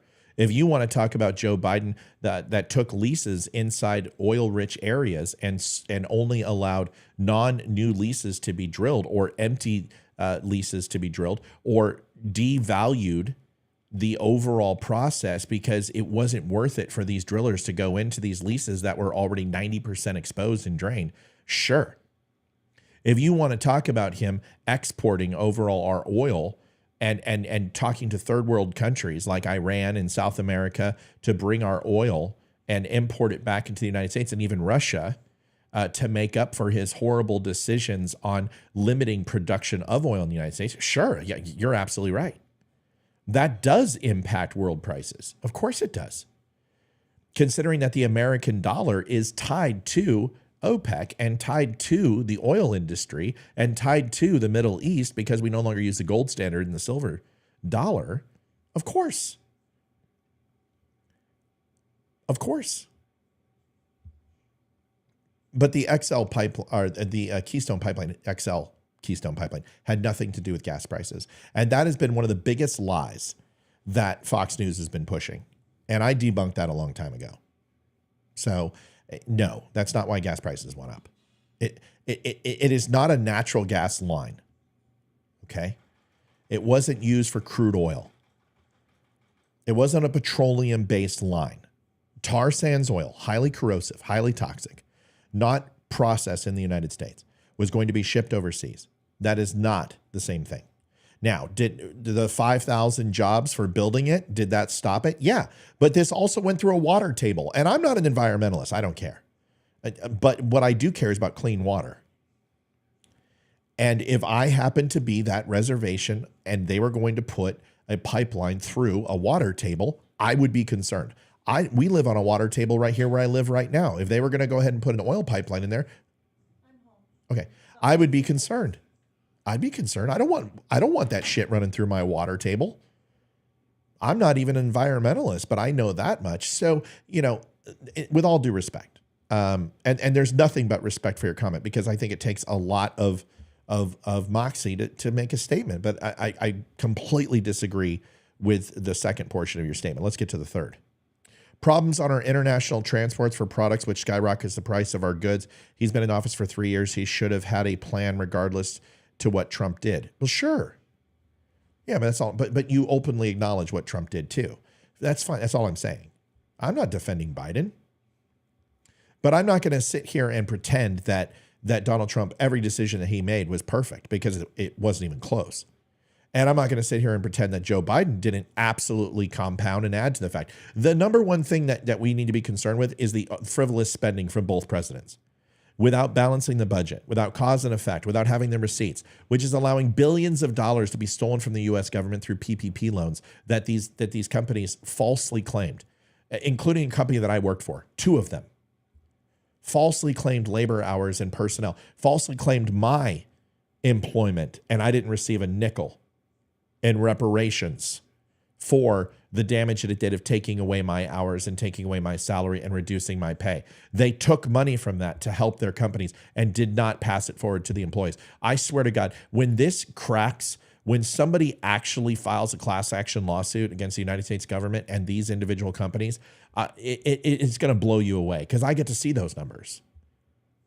I got to see the hundreds of thousands of dollars, millions that were given to 2 companies that I worked for, and they absolutely embezzled money from the United States government.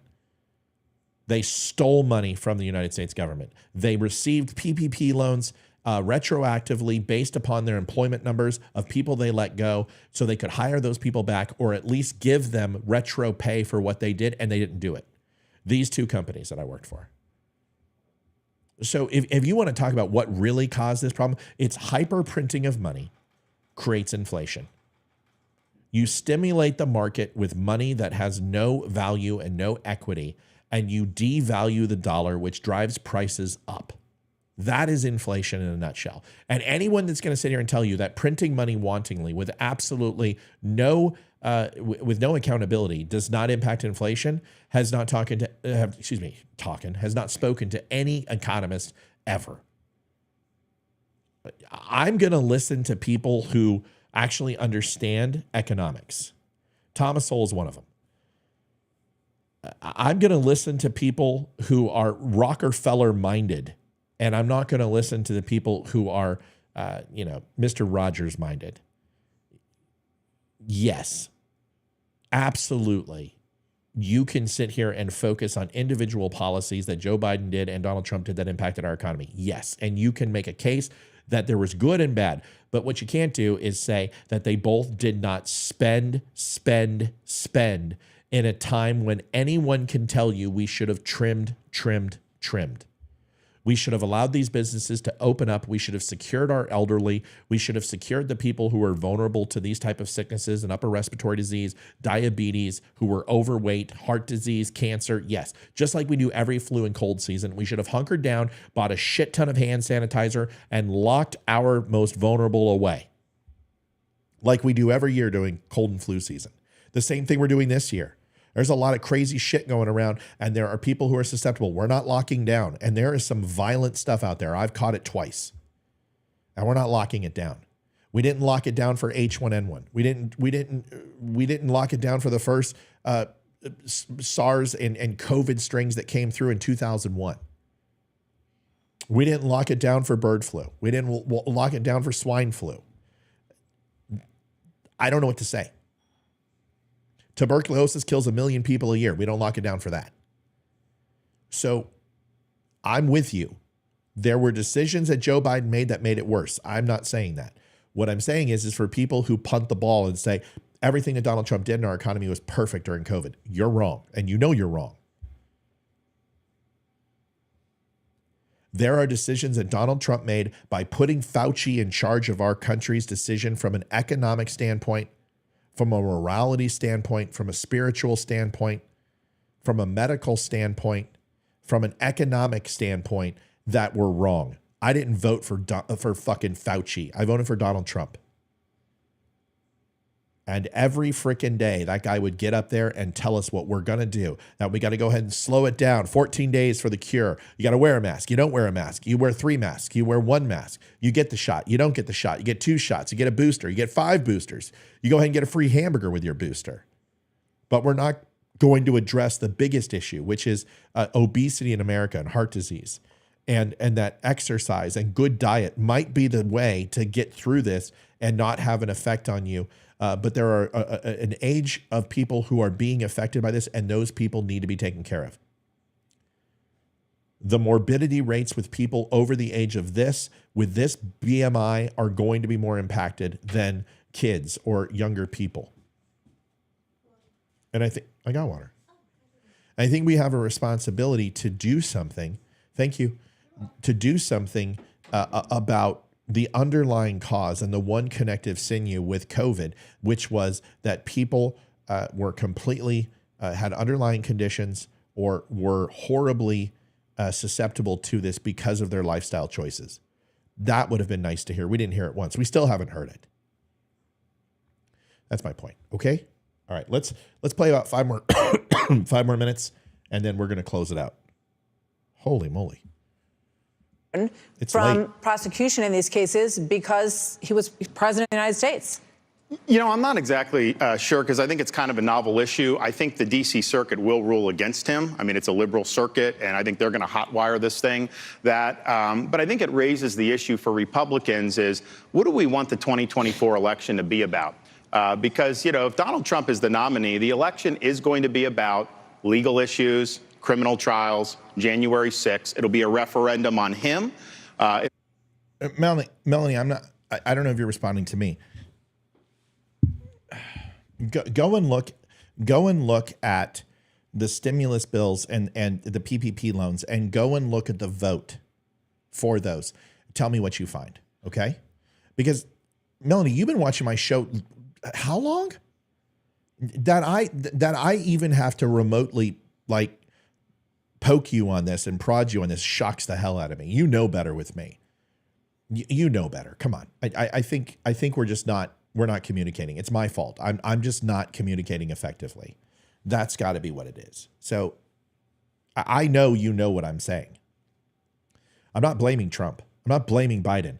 I'm blaming that we had to face something that the United States has never faced before, and bad decisions were made upon reflection. And for us not to reflect on that and actually change the way we do things and have a plan in place if this happens again is what truly terrifies me. Because locking down and shutting down the world's biggest economy is not a smart thing to do. Because if you think that it didn't impact the entire world, it did.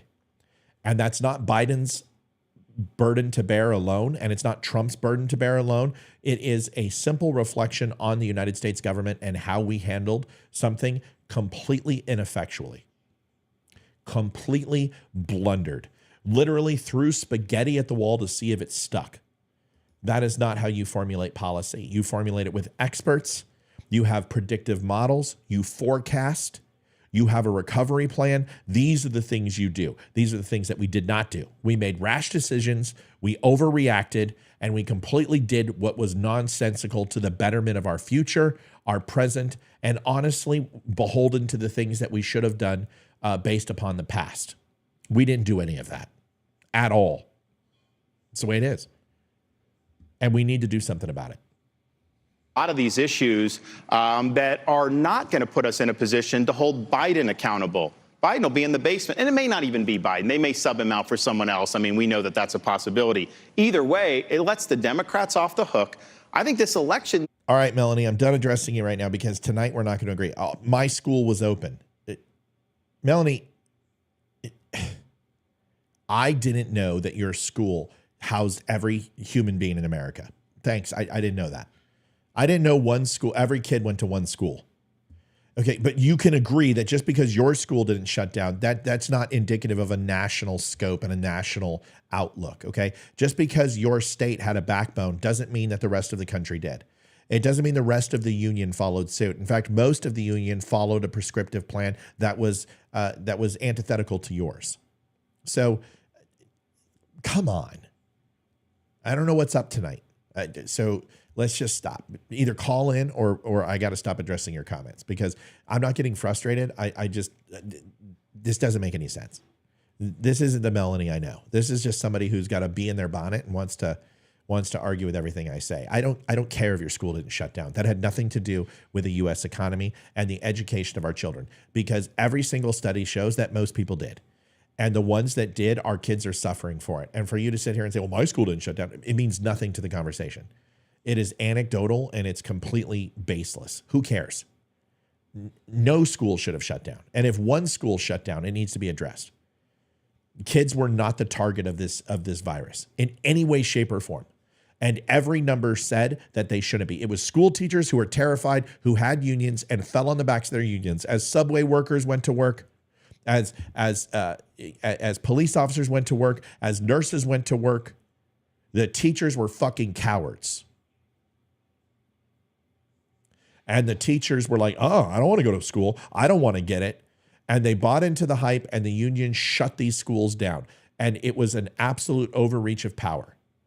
That's why we shut down the schools. It had nothing to do with the kids. It had everything to do with pussy teachers that wanted everyone else to get their subway footlong made, but didn't want to go and teach our kids the way they should have, okay? So maybe I am getting upset now. I think I am. I think I should stop. Okay, I'm going to stop. Thanks. On their failed policies, and we need to offer a positive vision to turn this country around. And that's what I represent. And I think there's a reason why the media has been easy on him relative. They used to hate him. He was like the worst thing ever. I think they want to see 2024 be all about these things. And I think we have an opportunity to choose what we want the election to be about. And you can get behind a candidate like me that has a history of delivering on policies that are important to conservative voters, and somebody that has actually beaten the left on all these things. Because I look in Washington now, they just failed on another spending bill. They're increasing spending when they promised you that they would reduce spending. I beat the teachers union in Florida on school. You know what? Listen, you guys can watch the rest of this. What we've got here in chat is too interesting not to focus on. We're going to focus on it because you guys seen DeSantis. You can go get this on your DVR. DeSantis is doing great. He's hitting all the points. But what's happening in chat is something that I've wanted, which are just really good points. Even Melanie. And I want to address them, okay? Amy says, I paid $3.08 a gallon today. That's better than $7. Joseph says, exactly, on day one, he reversed all of Trump's EO's great point, border policy, energy policy, Iran deal. Absolutely. I live in a Democrat-run state. Our governor kept us locked down too long. We lost many small businesses because of it, Victoria says. Let me expand this window. Outstanding.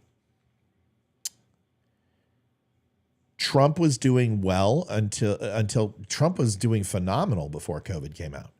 Economy, we're seeing record numbers in unemployment, record numbers in the stock market.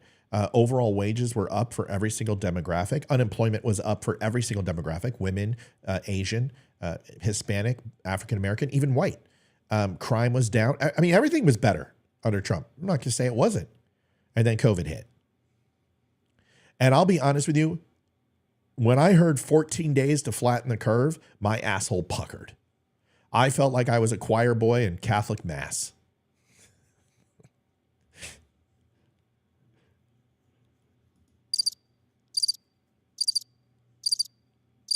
Sorry. That was bad. I apologize. But you get my point. And I completely agree with you. Things were much better under Trump. And I'm not saying they weren't.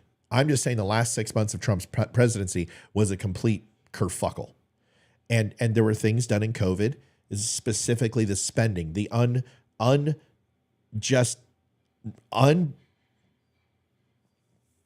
unfettered access to printing money was incredible. Folks, can I show you a video? Okay. Let me just show you this, okay? Now, nobody leave. Stay. Sit, Ubu, sit. I'm going to show you something. And I was going to do this for a show, but I'm going to let the cat out of the bag. This is probably one of the most profound videos you'll ever see. One of the most shocking videos you'll ever see. okay? And I'm going to show you. I have to mute it because I don't want to get hit. Copyright, because this show's been too damn good. And Melanie, let's not take anything personal, okay? Can't do that. Can't take anything personal. You're adored and loved, okay? Here's your video. I want you to watch this. Don't want you to leave. Stay here. This is to scale. Okay? This is to scale. And this is going to give you a perspective on what $100, $10,000, $1 million looks like. And I want you to think back to the $1.9 trillion that was spent the moment that Donald Trump got in office, as he had to get the defense budget passed. We had to get our nuclear armaments up. We had to retask our military. He knew what the future was going to look like. So he got it passed. And a lot of pork was there. And he said, I will never sign an omnibus again. Okay? Now I want you to look at the $9 trillion that was spent. Okay? And I want you to look at the money that Joe Biden spent, $6.7 trillion over the next 10 years. I want you to look at the 16.7 trillion to 19 trillion that we've added to the overall deficit over the next 10 years. And I want you to look at it because here's a comparison contrast. If this doesn't blow your mind, completely blow your mind, then we're not talking on the same page. Nobody's going to show you this. Nobody's going to show you this. I'm going to show you this. You're not going to see this on Fox. You're not going to see this on anywhere else. And the reason why you're not going to see this anywhere else, because it puts it in perspective and it will piss you off. It'll piss you off to epic proportions. It will frustrate you beyond belief when you think about $32 trillion in debt. Here it is.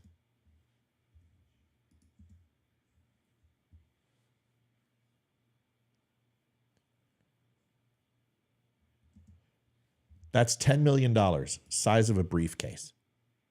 So you can understand relative size of what $10 million look like stacked on top of each other. Roughly the size of a briefcase. This is $100 million, roughly the height of a man sitting down.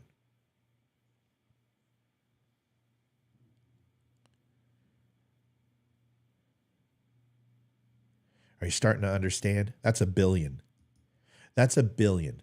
So the next time you hear that some province in Afghanistan is getting transgender studies for $1.6 billion, that's the vessel, the plane that has to move that $1 billion in cash. And we know it's not cash. We only give Iran cash. We know it's a credit transfer, but this is to give you a perspective. This is to get you to understand. That's to get you to understand.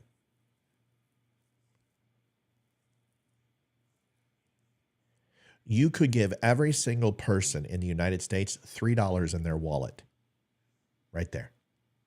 $3. Every person in the United States could get $3 cash. I want you to think about that. And that's just $1 billion. We're not done.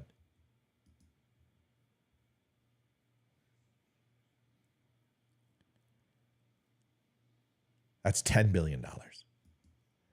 That's $10 billion right there. You could fit 50, 60 people on top of that, sitting Indian style. Easily, probably 100. 1, 2, 3, 4, 5, 6, 7, 8, 9, 10, 11, 12. Oh my God. Yeah, easily 100. 5 stacks, 20 people. 100 people could sit on that Indian style. That's what that looks like. That's 10 billion. Okay? Here's 100 billion. A semi-truck wide with trailer. That's $100 billion.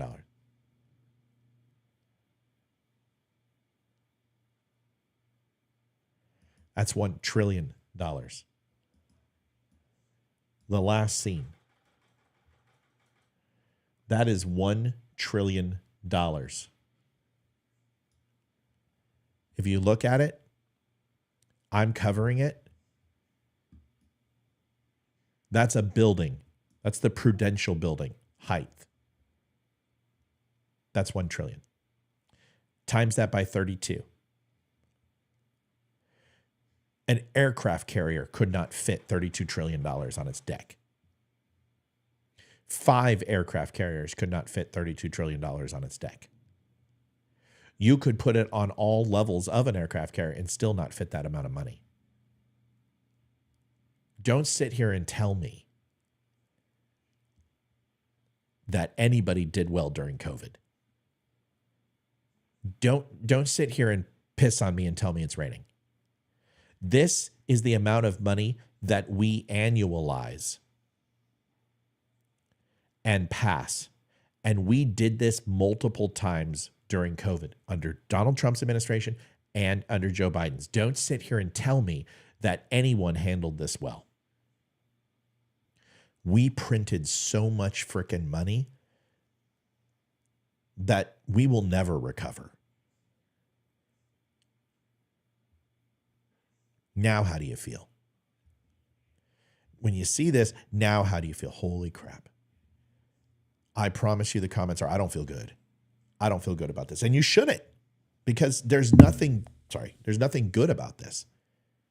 This is an unreal situation. How much money we've spent as a country in the last 4 years, not just with Biden. So when people are like, yeah, but this was down and this was down and this, at what cost? Something to think about.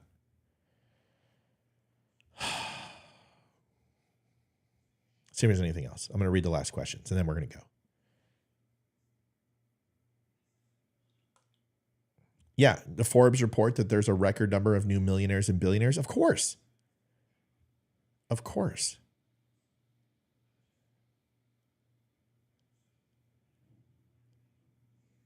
Thank you, Matt, for your intelligent and stable analysis of the political spectrum and supporting our troops and veterans. Of course, Isaac. I want to get to those comments when people saw the graphic. Good point about COVID being the primary cause. We couldn't go to grandma's funeral. That's right. That's right, Charity.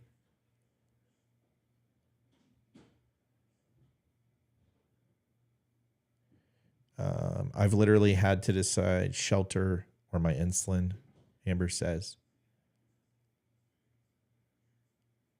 Keystone XL would have cost U.S. refineries due to the higher refining and maintenance costs because Canada is too cheap to build their own. Wow, cool Mad Mike needs to call in. We seem to be Serpico, brothers from another mother. We seem to agree on a lot. I quit listening to that news network. You should. A few U.S. refineries have retrofitted for tar sands, including Port Arthur, the largest refinery in the U.S., which Trump approved the sake of the Saudi. Right, but we're talking posthumously from that event. It's 2000. I got to go. I got to go spend some time with my wife. Oh, believe me, I'm not a Trump fan. I have zero faith in him after the vaccine warp speed. I'm just saying Biden has a lot to do with inflation. He has a shit ton to do with inflation. I didn't appreciate having to pay $5 gas and paying $9 for eggs. Yeah, me neither, buddy. Probably 70% of the United States have to purchase bottled water anyway. Yeah, I'm with you. Speaking of PPP loans, every prisoner got 2 to 3 checks. That doesn't surprise me. Cool Mike says one thing and one thing only causes inflation: government money printing, period. Yes. Yes. Not balancing a budget. It doesn't have to just do with printing money. It has to hitting the inner key as well, right? Digitally transferring money. It's the same thing, but you can, if you spend money and you don't have money to spend, that's a deficit. And a deficit ultimately devalues and creates a false sense of security in the market. Yes, numbers may go up. Overall results may go up. But when that bubble bursts and you have to annualize, once again, annualizing, bro, as Amy says, once you have to annualize against those numbers, you will see that the overall spend was a false positive. Because commodities will go up with the overall dollar spend, and inflation takes place, devaluation of the dollar, but commodities go up. And that's what happens. So you can't sit here and say inflation has nothing to do with printing money. Wantingly, it does. I got to get to my wife, man. Matt, I did not know that, John says. I don't know what you didn't know. Damn it, John. I need to do more research on this stuff. No, John, you need to keep talking. Because just because you say some things once in a while that I don't agree with, this is what this show's for. It's for us to communicate. I'm feeling my stride. This is what we want. This is the type of show we need to have. With this much engagement, we need to share ideas. But I got to get you guys comfortable with stop just texting, but calling and getting on the phone and having some dialogue. I'm not going to bite you hard. I'm going to bite you. I mean, I may hit you a couple times if you say something stupid. Who cares? We're strong enough for that. And if I say something stupid, maybe that'll happen one day. You can hit me too. But this is how we learn. This is how we learn to have conversations again. This is why I openly have no problem with Democrats coming on. And I may just call them an absolute idiot. But that's okay. We can do that. We can go ahead and get mad at each other. That's fine. That's what this is all about. But this is the conversation. It's a great show tonight. I love this. We got to do this again.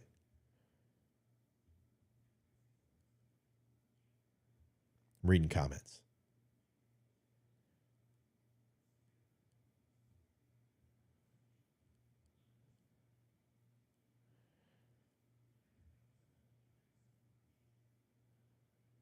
All right. I want to see when the video hit because our numbers went up. So I'm going to fast forward a little bit. If I'm skipping your comment, let me know. Just hit me up. We haven't learned from those mistakes. No, that's true. Biden and Trump's job as president was to make sure the states had what they needed during COVID. And that happened if your state suffered. It was local government did that. And that is why different states had different policies. That's true. That's true. Melanie says, laugh my ass off. I hope it's not at me. This chat is on fire. It truly is. Like, this is the best chat I've ever seen in this show. There's no bullshit. There's no, I walked my dog today and I stepped in dog shit. My boyfriend and I broke up. Not that that's not cool, but dude, you can do that anywhere. This chat is on fire tonight. Like, on fire. It's stimulating conversation. It's bringing a bunch of stuff, a lot of good topics. This is what we need to do. All right. Let's see that video. It's coming. It's coming. It's coming.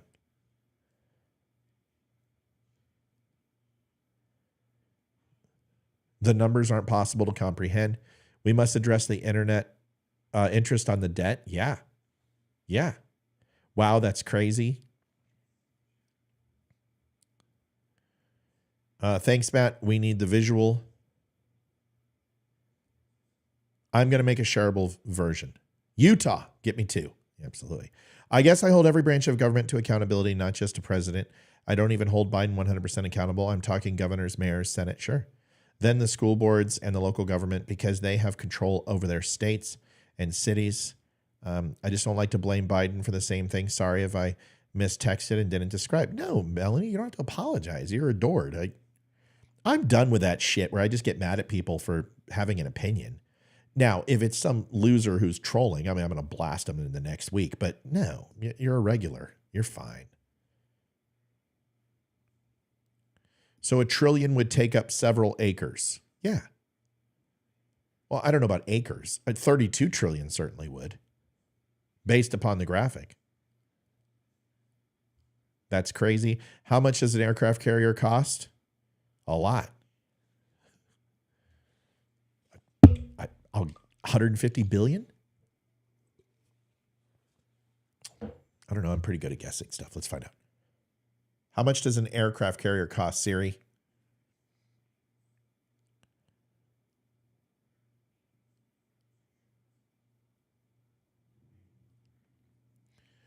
Siri, how much does it cost to build an aircraft carrier?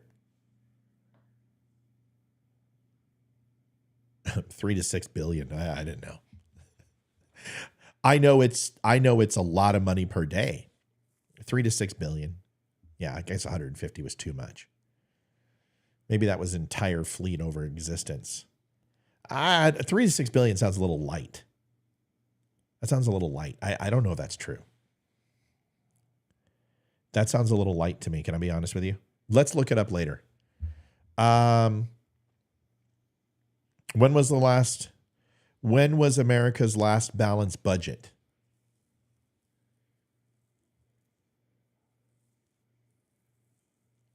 Oh my God. It had to be Kennedy. A true balanced budget? But see, balancing a budget is only half the story. Clinton tried to balance the budget, but he balanced the budget by absolutely cutting military defense spending and closing bases, and that's not the same thing. You know what I mean? So I think a lot of people will say Clinton, but that's not the last time. He got a false surplus by cutting things.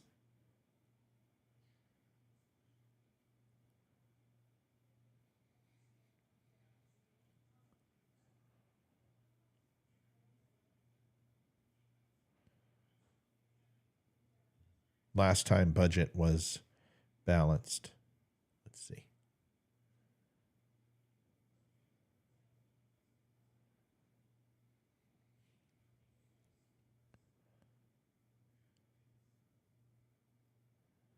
I don't know. Somebody look it up for me. I think they're going to say Clinton, but it's not Clinton. That's not.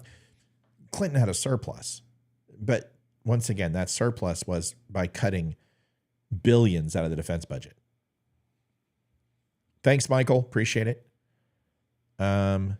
Maybe Melanie will come on.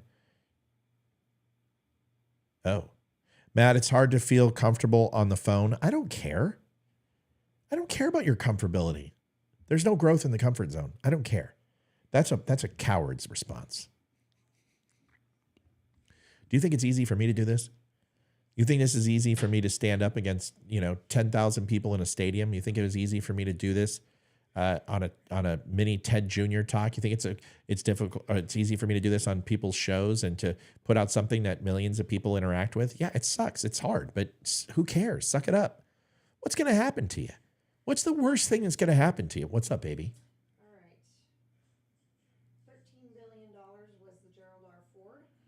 It's cost $120 for the entire See, Ford I told you. $120 billion. Gerald Ford was $120 billion? No, Gerald Ford was $13 billion.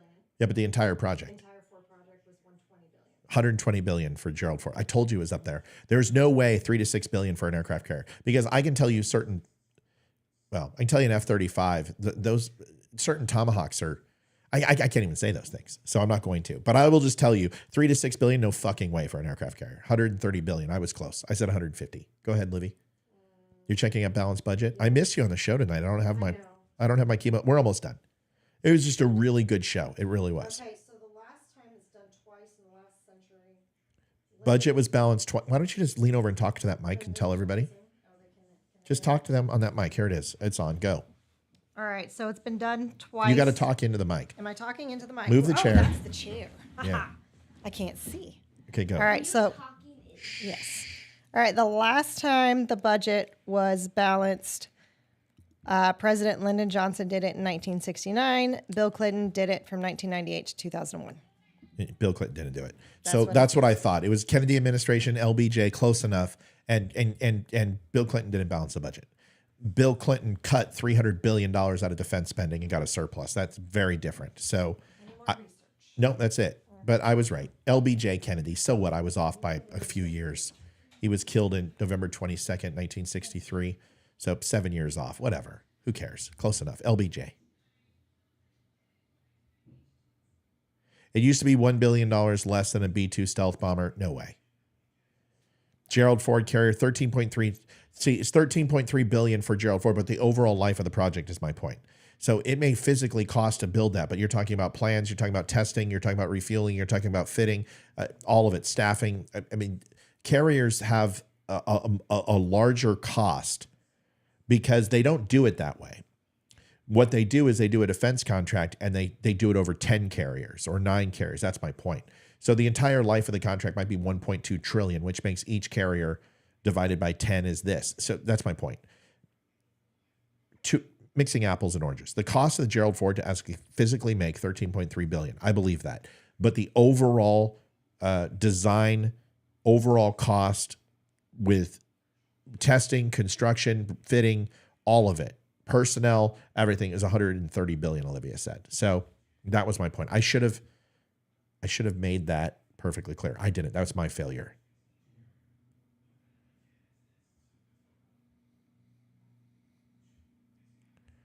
right, getting to the last comments right now. We're filing them off. Hi, Olivia. Yep, Olivia came in. How long does it take to count to $1 trillion? $1 every second. Yeah, and you know what? Isn't it something like 32 years or some shit? How long does it take to count to $1 trillion?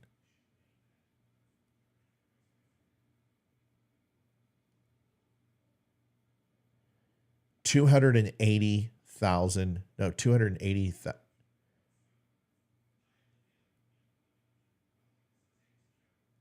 1.16 million days.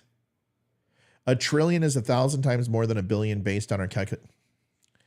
How many days does it take to count to $1 billion, Siri? I want to get $1 billion first.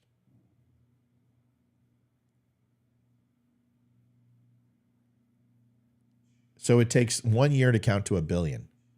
Is that right? Oh, it's longer than that.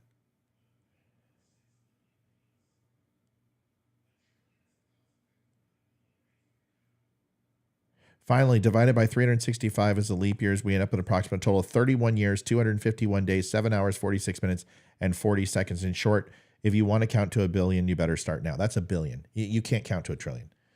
It's like 1.16 million years or some shit. It's ridiculous. I just don't think people understand. Matt, I think you thrive on this, whether easy or difficult, and you do it well. I am depressed today, not the kind of day I would want to talk about the problems in America. It helped. Well, Charity, you're loved. Clinton's balanced the budget, and then soon after 9/11. Once again, balance the budget and cut defense budget, something that's a necessity, and then ultimately destroyed George Bush's presidency with the amount of spending he had to make up the budget. Yeah, that's not the same thing. Sorry, I'm really, really sensitive about that. I lost my chat window. Shit. Where's my chat window?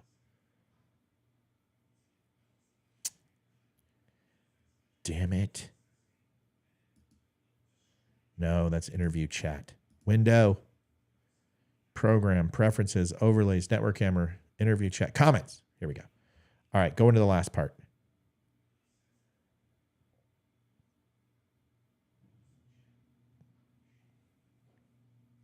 Yeah, Ramon says it's 100 years for $1 million.